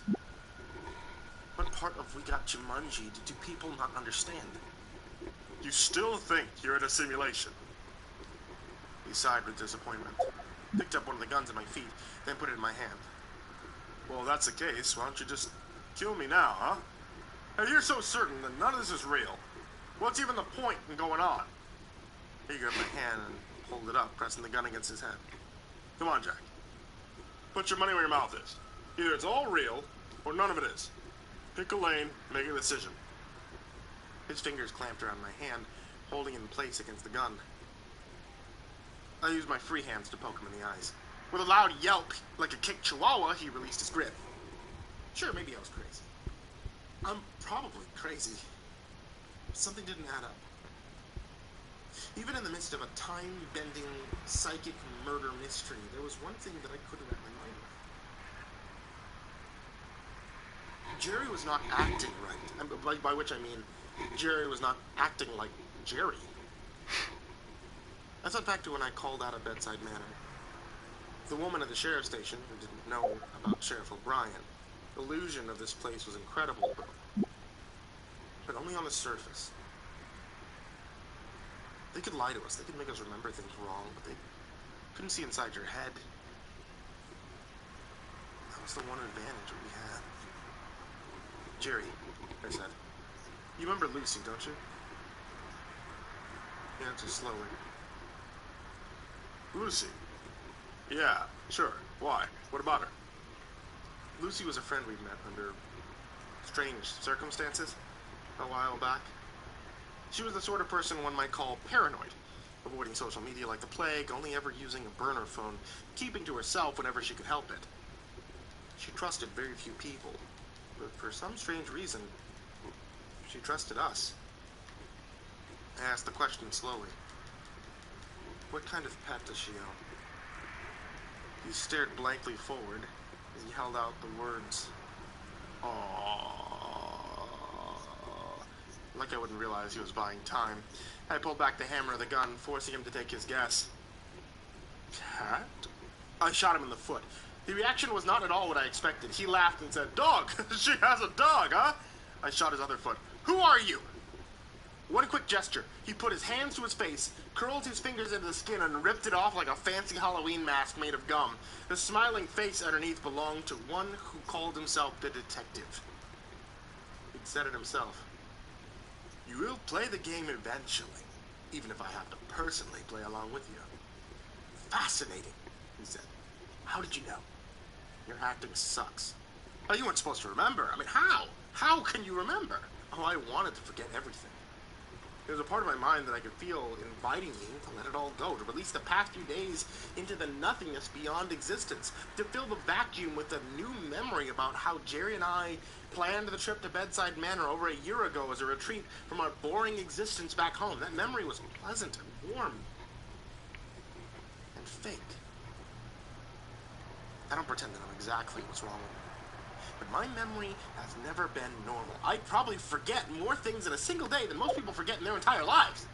I constantly struggle to know which of my memories are real or imagined. My doctor tried countless remedies to help me with my confusion. I doubt he ever understood how much effort goes into maintaining normalcy, how much of my day I spend trying desperately to remember all the things I forgot. I guess after all this time, I built up a slight tolerance to fake memories. I let the useless gun fall to the floor and asked, Are we done yet? Done? Oh no, Jack, no. We just barely started. Why? I think I've pretty much proved I'm not compatible with whatever this is. That's perfect. This is a success. We wanted to see what would happen if someone broke the game. Do you think this is a coincidence? You're all here at the same time. Spy, black hat hacker, a super genius, a complete maniac, a class 1 psychic at her prime, the child who would grow up to be the most proficient serial killer of his generation. Wait. Which one of those things is supposed to be me? The participants of this stress test are always selected exclusively for their chaos markers. We needed to know if everything would work beyond the limits of normal operation, and if they don't, then we catch our mistake and we fix them before the colonization begins.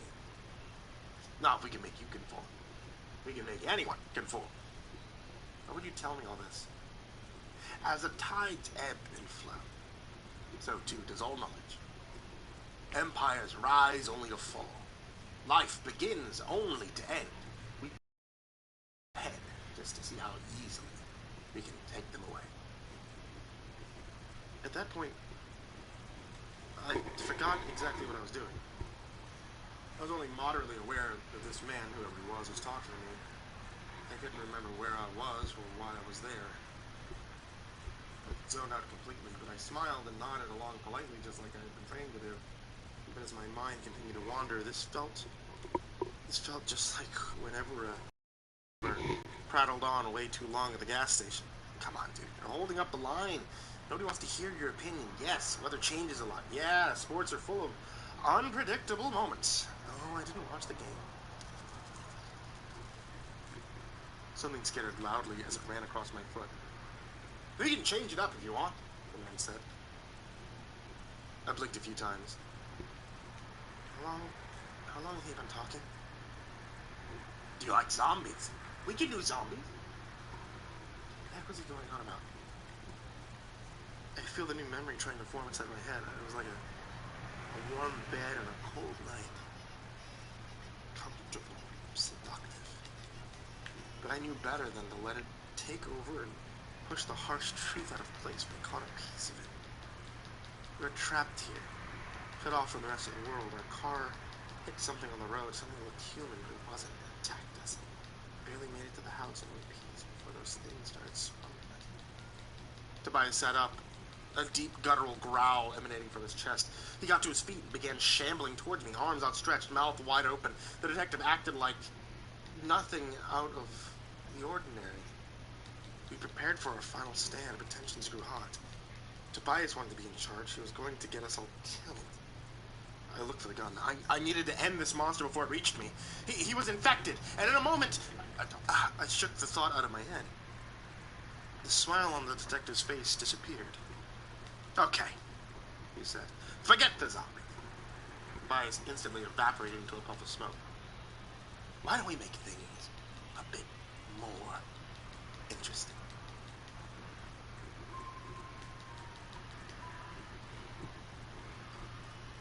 The room around us disappeared, blinking out of existence for a moment before my mind had time to register the frame skip. My surroundings had been replaced.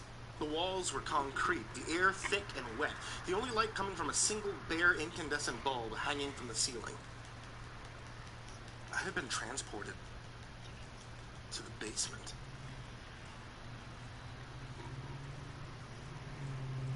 Coda the bear was gone now.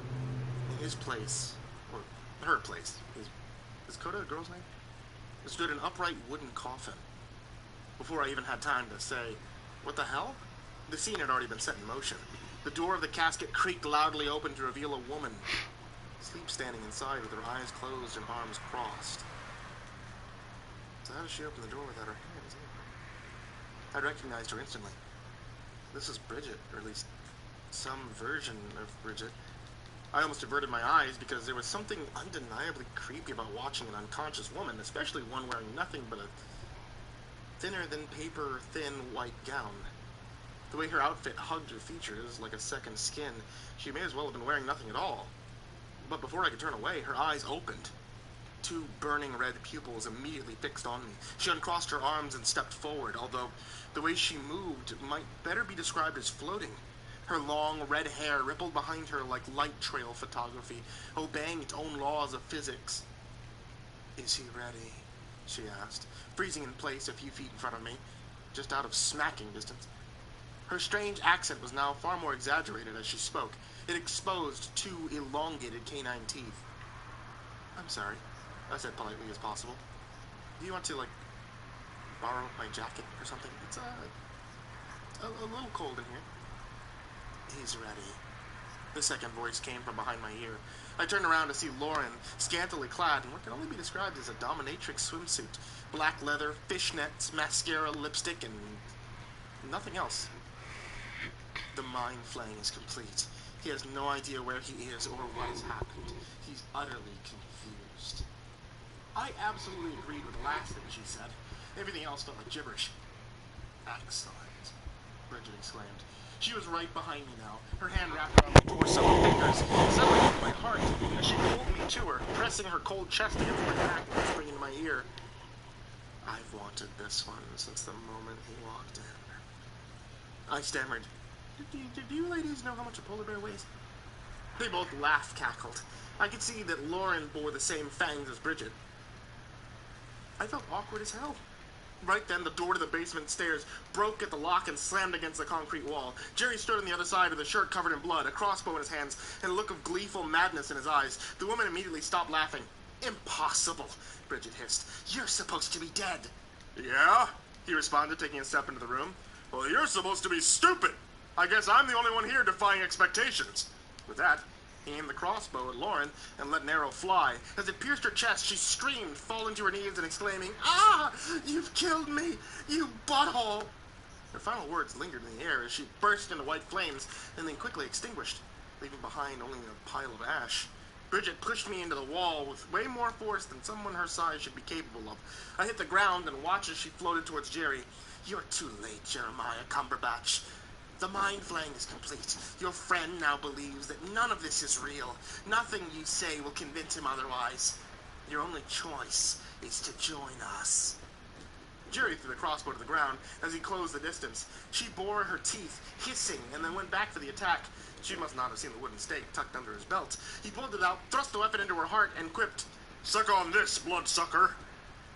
She wailed in pain as her skin burst into a brilliant white fire. I guess they should have been wearing a little more armor over their single vulnerable organ. But nobody asked my opinion, so I stretched and wiggled my extremities to test for any broken bones. My shoulder took most of the brunt force from the attack, but save for a nasty bruise, as I got up to my feet, Jerry ran up to my side and started shaking me like a human maraca. "Jack," he shouted, "are you okay? Talk to me, damn it!" I waited for him to stop shaking me before answering, "I'm fine." He smacked me and said, "Snap out of it!" I smacked him back as hard as I could. "Don't hit people, dude. We've talked about this." He brushed his hand against my cheek and asked, "Do you know where we are? Can you remember what's going on?" "Well," I looked around. "I think we're still trapped in Bedside Manor." I looked at the pile of ash on the floor, and then at the blood on Jerry's shirt. "However," I continued, "I feel like I might have missed something." He grabbed me and shook me again. "It's your mind. They flayed it." "Who did?" "The vampires." "Oh, okay." "What?" "Here's what happened. Your name is Jack Townsend. I'm your best friend Jerry. I loaned you $10,000. Pay me back when you can. Then we went to the cross-country road trip until the car mysteriously broke down outside of the spooky manor. We came here to ask if we could use the phone, and then bam! Turns out this was just another one of them classic sexy vampire dens. I've been killing them all night. They captured you because they wanted to turn you into their Renfield sex slave. But the only way to do that was to erase your memories." He went to grab the crossbow off the floor. So you're telling me," he said, "that I've been brainwashed by sexy vampires to believe that this was all just a simulation?" "Simulation?" he repeated, pulling an arrow from the quiver slung across his shoulder and loading it into the weapon. "You mean like the 1999 sci-fi classic The Matrix?" No, more like He shoved the weapon in my hands. "No time to discuss genre-defining cinematic masterpieces. We have to get out of here before the King Wolfgang recovers my garlic bazooka. It's a long story. Remind me to tell you later." He was already at the stairs when I stopped him with one simple question. "Wait, what kind of pet does Lucy have?" He turned around to see me aiming the weapon at his face.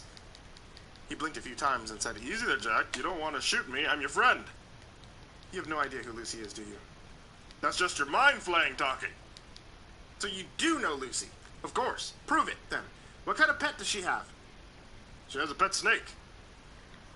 I gave him a few seconds just in case he wanted a do-over. Then I said, "Wrong again." Shit. I aimed for his foot, but the crossbows aren't nearly as intuitive as you might believe. The weapon went off about a half-second after I expected it to, and the arrow ended up lodged in his knee. The thing, calling himself Jerry, put his hands on his lips, gave me an "are you satisfied" scowl, and then shook his head. The walls disappeared. I saw nothing but darkness, and then I opened my eyes to a blinding light. Blinding flashlight, to be exact. I could hear Hope's voice before I could even see. "Pupils are equal and reactive," she said. I sat up, but she pushed me back down. Another pair of hands joined her, holding me in place on my back. The metal ceiling was only a few feet above me. The room was small. There was shelves on either side with individually wrapped packages. The air smelled like a strange combination of sterility, dirt, and copper. Interesting, I thought. This is something new. I was prone on some kind of slab, with Hope standing to my left, and I now realized the detective to my right. They were both dressed in matching blue uniforms, with a snake-wrapped staff of Hermes enabled on their left breast. I recognized it all too well as the symbol of a paramedic. Hope was holding a syringe in her hands. Not for long, though. The detective may have been shushing me and whispering for me to calm down, but I had no intention of letting a needle come anywhere close to me. I bent my good leg as far as it could go back and kicked Hope square in the face, sending her crashing onto the ground. That sounds impressive, unless you know that I was actually aiming for the syringe.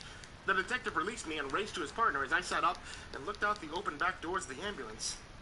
We were parked on the side of a lonely country road. The sun was setting. Nearby, my Nissan was crumpled around an oak tree. The vehicle was utterly destroyed. The only part that wasn't a twisted mangle was a small section on the passenger side seat. Blood spray decorated the hood and remaining bits of windshield. Between the ambulance and tree, a few more paramedics stood by, something shaped like a body lying beneath a blanket. The detective helped Hope to her feet, then turned to me and said, "Please, sir, calm down. We're not here to hurt you. You've been in a terrible accident and suffered major head trauma. We're trying to help you." I rolled my eyes. "Come on, dude. This is the worst one yet. I'm not trying to trick you. When you arrived at the scene, you had already lost a lot of blood." "Skip intro," I said, cutting him off. "I've already been inside ambulances plenty of times, so I know this doesn't look right. I mean, seriously, you guys aren't even wearing gloves." The detective and Hope shared a look. I waved my hand in the air and said, "Next!" The ambulance vanished with a poof. When the world came back to me, I was in a very different place. The floor was made of stone. The brick walls were lit by torches, decorated with medieval-style weapons and shields. With a pair of windows looking out at smoke clouds flickering red with the reflections of fires burning deep below. I sat up as the enormous wooden doors at the edge of the hall swung open. The man who entered wore a suit of armor, scuffed with dirt and blood from recent battle. As soon as the doors closed behind him, he removed his helmet. "Tobias." "My lord," he said, looking at me for some reason. He took a knee before continuing. "The undead army has reached the castle gates. Our warriors are prepared for their final stand. We await your command." I looked around the giant room. We were the only two here. Asking me.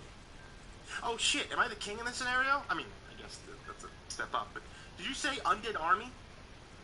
At this point I realized that I was also wearing a suit of armor. It fit miraculously well, like it had been tailor-made to my exact dimensions. Unlike Tobias's silver, mine was shining gold. Interestingly, my bad foot had been replaced with a bejeweled peg-leg tip with spikes. An interesting, if not totally impractical, battle aesthetic.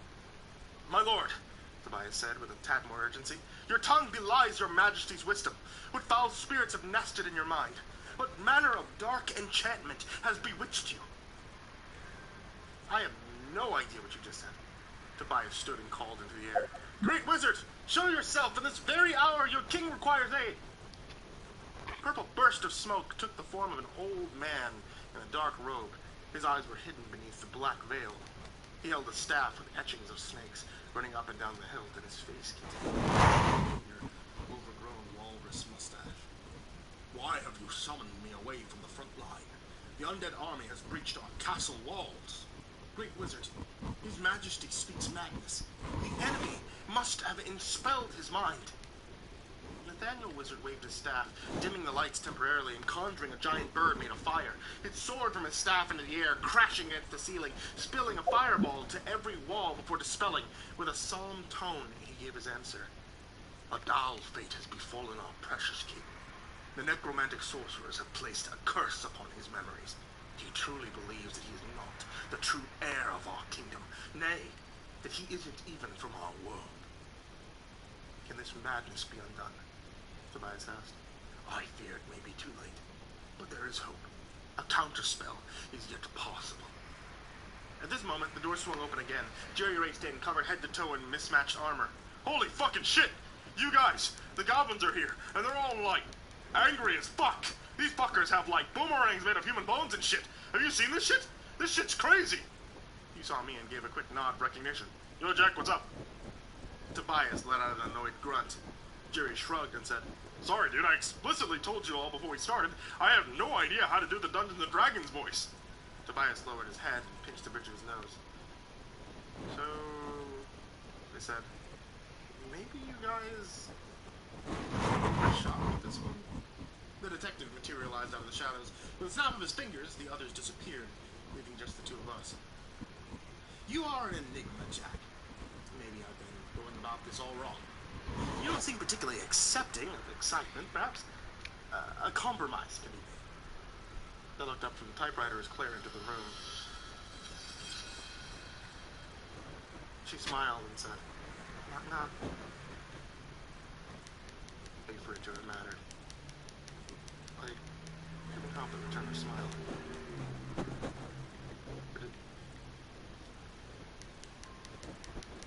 I looked at the clock on my desk. 5:30. I work late again. Claire must have realized I was in the zone, and she didn't want to interrupt the creative process. That was one thing I loved about her. How's it going? She asked. I checked my progress. 5,000 words today, I said. Not terrible. 2 or 3 of them might even make the final cut. You finished the vampire scene? She asked, walking over to my side. Yeah, I answered. But you may not want to read it. I can't read any of your stories, she said before leaning in to give me a kiss. They're too weird for me. Fair. Let's pack it up for tonight, though. Any help in the kitchen? I left the story of Bedside Manor open in a Word document, even though I knew I probably wouldn't be returning to it for another few months. That was fine, though. My publisher already told me, in no uncertain terms, that the concept had absolutely no merit whatsoever. My time would be better spent writing the scripts for car insurance companies. That's where the big money is, he always said.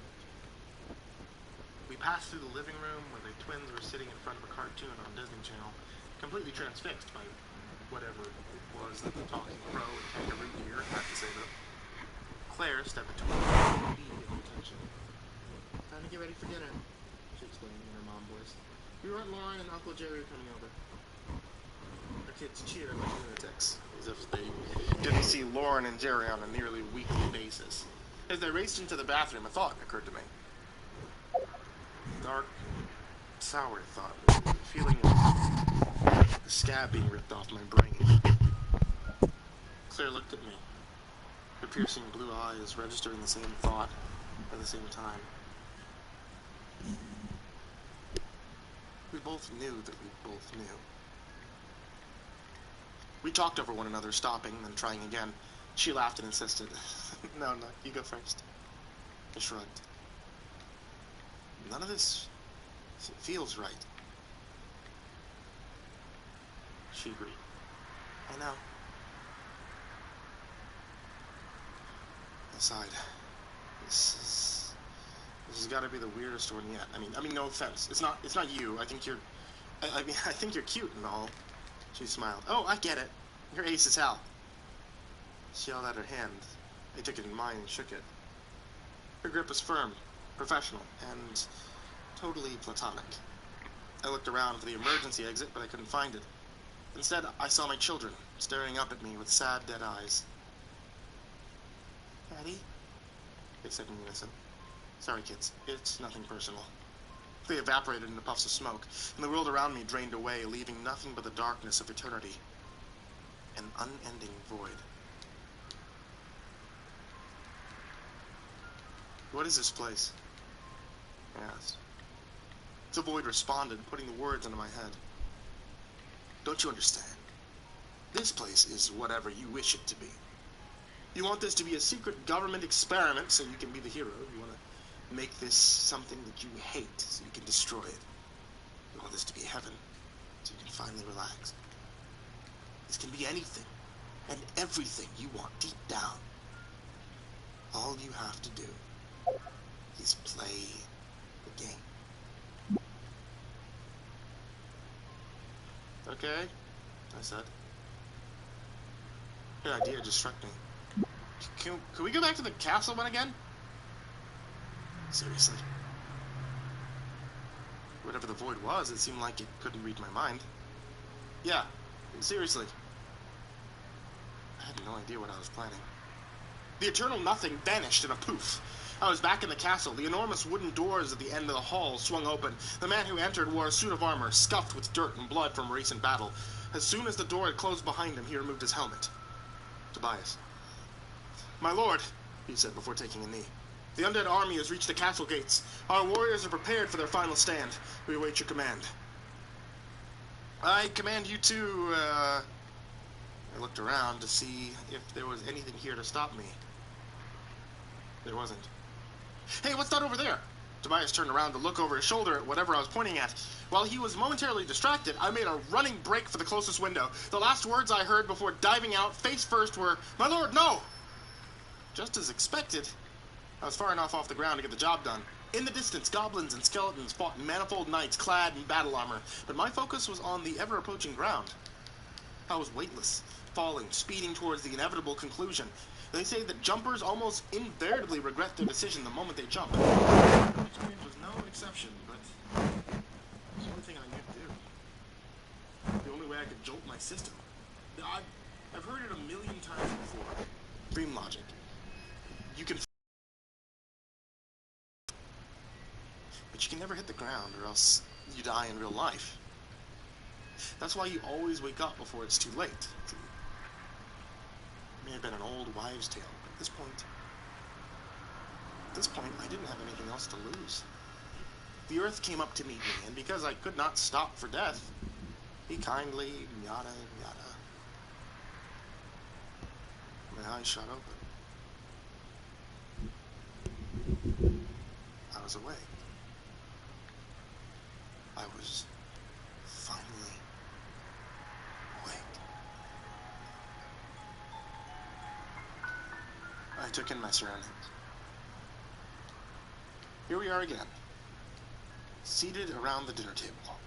To my right, Jerry. To my left, Lauren. Across from me, I could barely make it out, but that looked like it must have at some point been Wolfgang. My eyes stung like they'd been brining in salt for hours. My muscles were jello, my head was heavy and off balance, and as I moved my neck, I could feel something readjusting itself. It felt like a series of shallow knives stabbing at my skin and my hair, releasing streams of blood on my forehead and behind my ears. I reached up and pulled at the heavy, bowl-shaped object on my head, but as I did, the knives dug deeper. The pain was almost too much to bear. In a moment, filled with panic and adrenaline, I pulled with all my strength, yanking the object free. I looked down at the thing in my hands and saw an insect, kicking its 6 pointy legs in the air, chunks of my own flesh attached to the serrated feet. It looked like a gray mite, only it was about a foot in diameter, with a shell like a horseshoe crab. Where its mouth should have been, there was instead a thick, white, segmented tube running into my own mouth. Something beneath the hard crab shell vibrated, emanating the loud, chirping noise.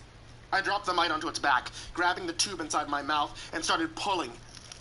It was sticky, slimy, rubbery, and worst of all, long. I could feel it writhing in my throat as I pulled it out, 3 or 4 inches at a time. But the more I pulled, the more emerged, until it was just a coil of white tube, several yards long. When I finally reached the end, I saw that it had a pair of black eyes and a mouth of its own, with concentric circles of hundreds of yellow, hooked teeth. I was looking into a tiny lamprey face. The noise it made when we locked eyes was loud and shrill. I tossed it aside and dry heaved as every muscle in my body screamed.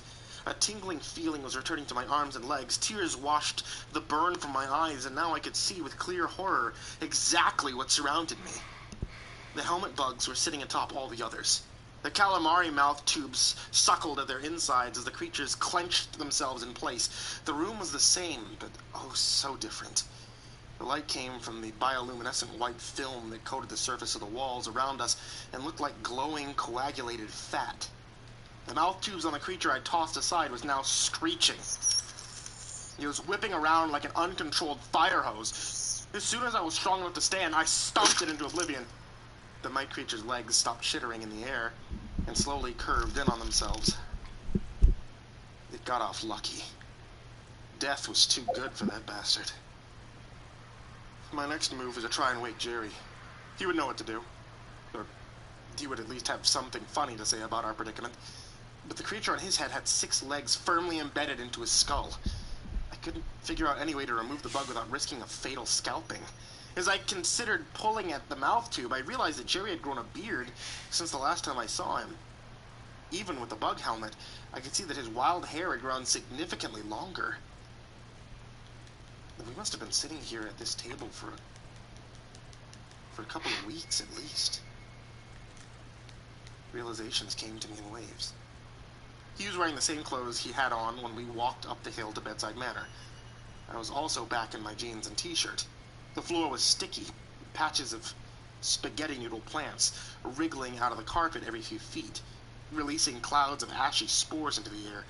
On the table where our plates should have been, there were clusters of translucent egg sacs, with each egg about the size of a ping pong ball, and containing multiple tiny helmet bug embryos.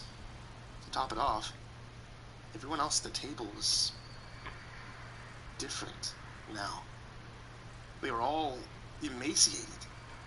The worst being Tobias and Bridget. Mummified corpses with dark tanned skin stretched across skeletal remains. Wolfgang was naked, taller, gaunt, stretched out like a starved child that had aged into malnourished adulthood. He and his mother must have been sitting in place for years. Claire and Lauren were wearing the same clothing as when we attempted our escape together. For like such a long, long time ago. I couldn't tell how long the sisters had been here, but they both looked like they were starving.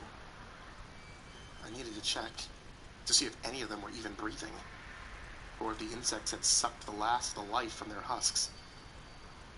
Stripes of blood had dried in lines down Claire's face long ago. The tube of the insect pulsed as I got closer. The parasitic monster was clearly aware of my presence, even if none of the others were. Maybe I could scare it away or pry it off, but first, I needed to see if I was wasting my time on a futile effort. I put my hand to Claire's neck, hoping to feel a pulse. Her skin felt cold under my fingertips. There was a trace of a heartbeat. I couldn't find it. But I didn't need to. Her hand shot up and wrapped around my wrist. Her eyes opened wide and stared ahead. Through me. And then I heard her voice inside my head. Get out while you still can. Do not try to save us. She released her grip and let her hand fall to her side. Her eyes closed, and she went as still as a frozen lake. Claire, I said, I'm not going to leave you. There was a different voice in my head now. Not Claire's, not mine. Someone, something else. You're not supposed to be here, Jack. I felt the blazing heat upon my back like a fire run amok. I turned to face the source and nearly missed it. The thing emitting the invisible radiation was sitting there, at the head of the table, the same place where it had been this entire time. I knew he was there, only I couldn't see him. He didn't reflect any light, like some kind of dark hole. He absorbed everything around him, but I could sense his presence if I focused hard enough. He was the shape of a human. One head, 2 arms, all that stuff, except he wasn't made of flesh and matter. He was made of negative space. I physically couldn't even point my eyes at him, but I knew he was there. Hey, he said. This whole thing your idea? Yes. He said back in a voice that sounded like a hiss of steam. Well, it's quite awful and I hate it. I know. You were never supposed to see this. No one's ever woken up before. Not in a billion worlds. Not in a trillion years. There's no protocol for this. What are you supposed to be, anyway? We are as the microbiota who live in your intestines. We help you. We keep you alive and strong, and in return, you feed us. Our species are a symbiosis. We wish you no harm. Yeah, really? I said, wiping the fresh blood trail out of my brow. You could have fooled me. I mean, what with all the death and torture and everything. We survive off the emotional energy you threw away. Excitement, fear, love, hate. It all tastes the same. When our hosts allow it, we sell euphoric sustenance. If our hosts try to starve us, we make darker withdrawals in the name of survival. Surely you understand. Yeah, I understand my dick, I screamed. This negative void ending was really starting to piss me off. Her voice had hesitation. A compromise is in order. For a brief instant, I felt a flicker of hope. The entity running this nightmare wanted to come to the proverbial table. Gods don't need to negotiate. The fact that it was willing to bargain could only mean it knew I was capable of harming it. I just had to figure out what it was afraid of. Compromise, huh? I looked around the room. Well, you could start by letting us all go and maybe buying me a new car. That's not possible. I'd settle for an old car. You may leave this place, and you may take one of the other players with you. Choose well, for this is the only chance you get. It made sense. The game needed to continue no matter what the cost. These creatures survived for years without me or Jerry. But their nest had reached max capacity with 6 hosts. If any more than 2 of us left, there wouldn't be enough to feed the brood. I wasn't going to lose any sleep over leaving Wolfgang to dream it out forever. But running away wasn't much of an option either. I looked at Jerry, and turned to Claire. Her words echoed in my mind. Get out while you still can. Do not try to save us. Now, this wasn't fair. See, I'd beaten the game. I'd escaped. And this was my reward? Another impossible moral dilemma? Even if I did make a deal and rescue another person, or even if I stayed behind so Claire and Jerry could both get out, I would just be delaying the Void's plan. 2 other poor suckers would replace the empty roles. And then the game might actually get played. Then whatever the next step was supposed to be, I'm still not completely sure what they're planning, there was only one real option. Everything else was merely a distraction. I had to stop the game for good. I didn't know how, but if there was one person in the world who could fuck shit up enough to save the day, it was Jerry. I walked over to where he sat and grabbed the fleshy umbilical cord connecting him to the bug in his head with both hands. I began yanking it out of Jerry's throat. Stop that, commanded the entity at the head of the table. He didn't like what I was doing. That was a sign that I was on the right path. The thing wriggling in my hands as I removed it inch by inch. It was a yard long when I finally heard the sound of the head of the creature popped out of Jerry's mouth, recoiling to face me and screeching. Jerry's eyes popped open. He gagged, sputtered, looked around. What in the holy name of Xenu? The wormy tentacle whipped out of my hands and darted for Jerry's mouth like a moth to a lamp. Considering how many benders I'd seen him recover from, I shouldn't have been surprised by how quickly Jerry's reflexes returned to him after regaining consciousness. Without even taking the time to panic, he punched the creature in the face and said, "At least buy me a drink first." "Jerry!" I yelled. "No time to explain. We've been tripping on deep throat monster juju this whole time." He looked at the others in the room, at all the bugs latched onto their heads. With a grossed-out expression, he put a hand onto his own head and felt the creature there. "Quick!" he yelled, reaching into his pocket and pulling out a metal lighter. "Grab the prehensile proboscis!" The what? "The prehensile proboscis, Jack!" I don't know what that means. "The teethy tube! Jesus, Jack! Learn context clues!"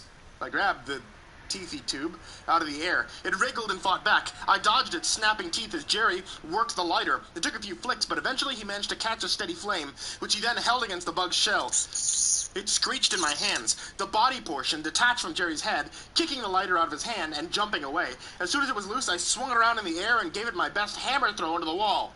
"Enough!" shouted the Void. "I command you to stop!"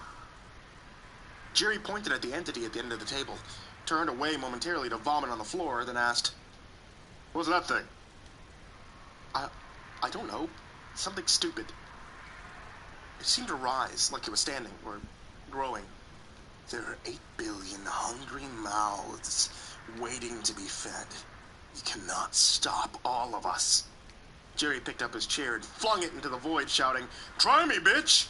The void disappeared with a sound like a crack of thunder. Still, his voice lingered. You will end this senseless violence, or else we'll not be so kind the next time we put you back into the game.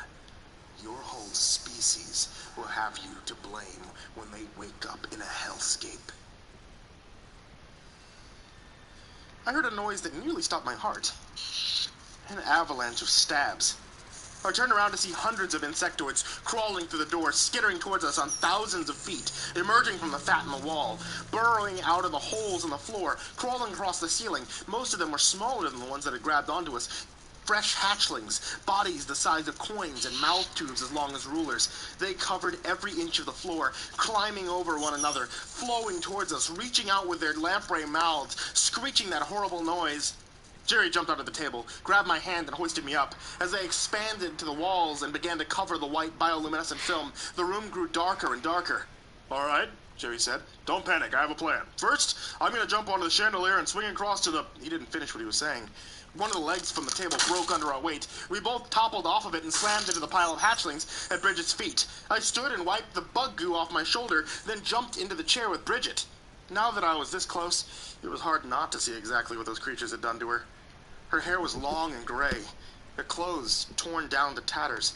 Her jerky-fied skin clung tightly over the bones like it had been vacuum sealed, and in the dim light, I could easily see her pupils rapidly bouncing back and forth behind their closed lids.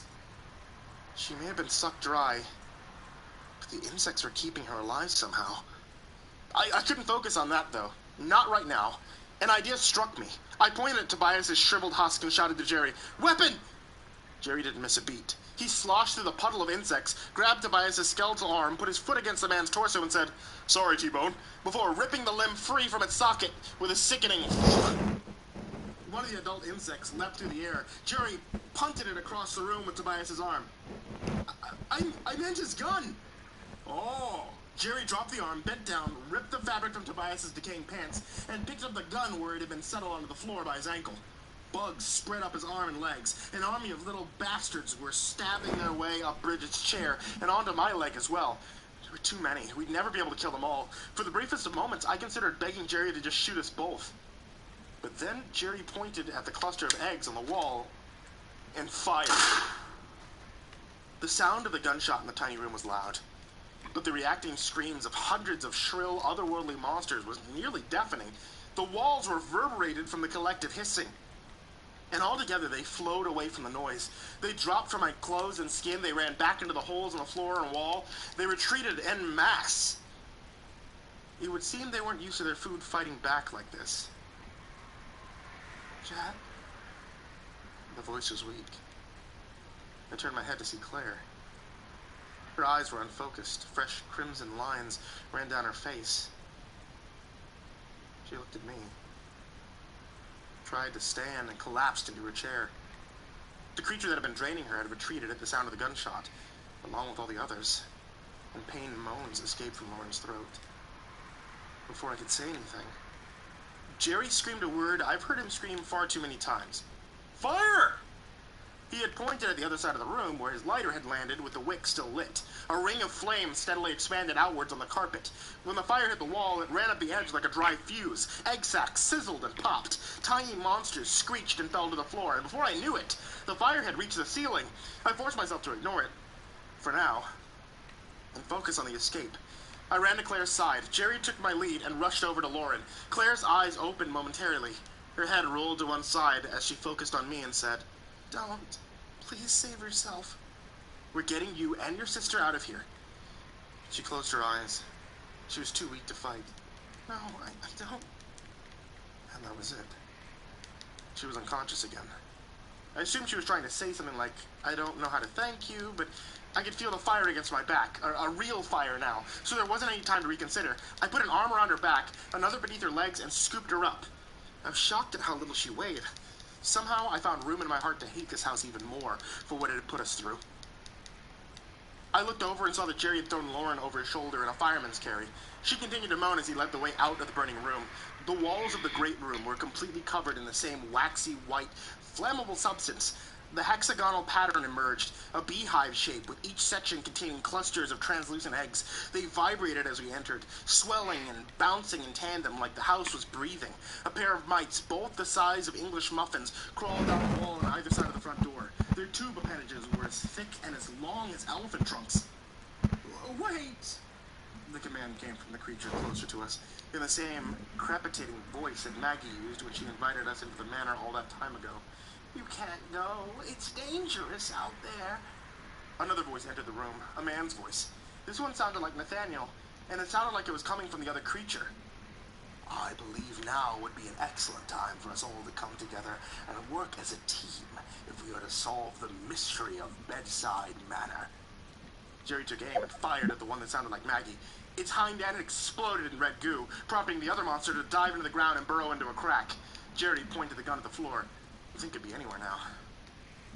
"Jack." Claire's voice was in my head. She was weak and losing a lot of blood. I looked at her. She struggled to tell me something. "I don't have her." "What are we waiting for?" Jerry blurted. He moved for the door. I followed. Whatever Claire needed to confide in us, she could do it outside. We hit the door, came out on the other side, and kept running. It was the middle of the night. The only light coming from a full moon. The air was full of humidity and cicada screams. We kept running until we were halfway down the driveway, and then I stopped. I needed to help Claire, to stop the bleeding. I laid her down on the grass, and I started searching my pockets for something to help.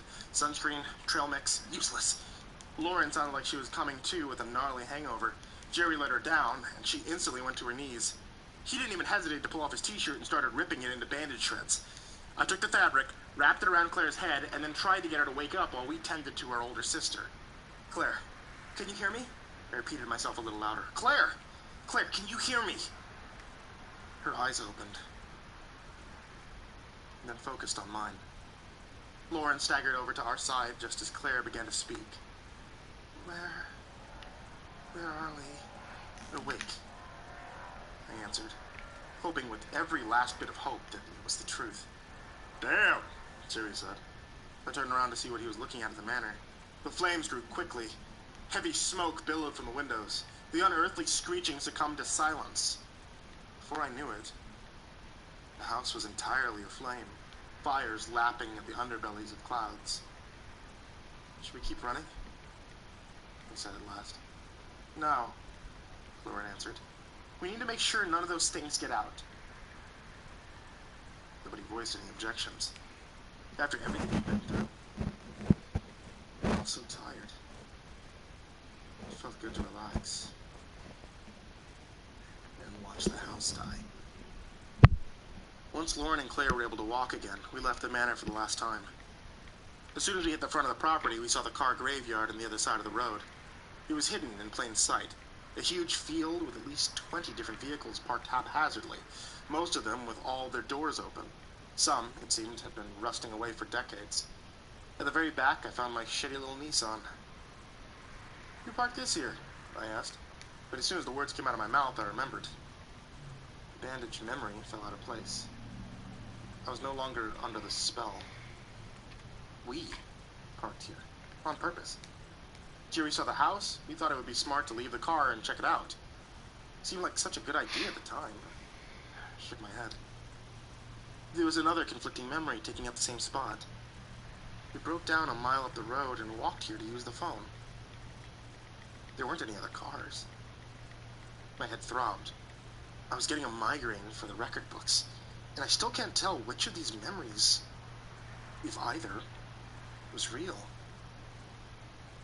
The engine started right away. Jerry offered to drive. I gave Lauren shotgun while Claire and I took the back seat. We sped away from that place as fast as Jerry could drive.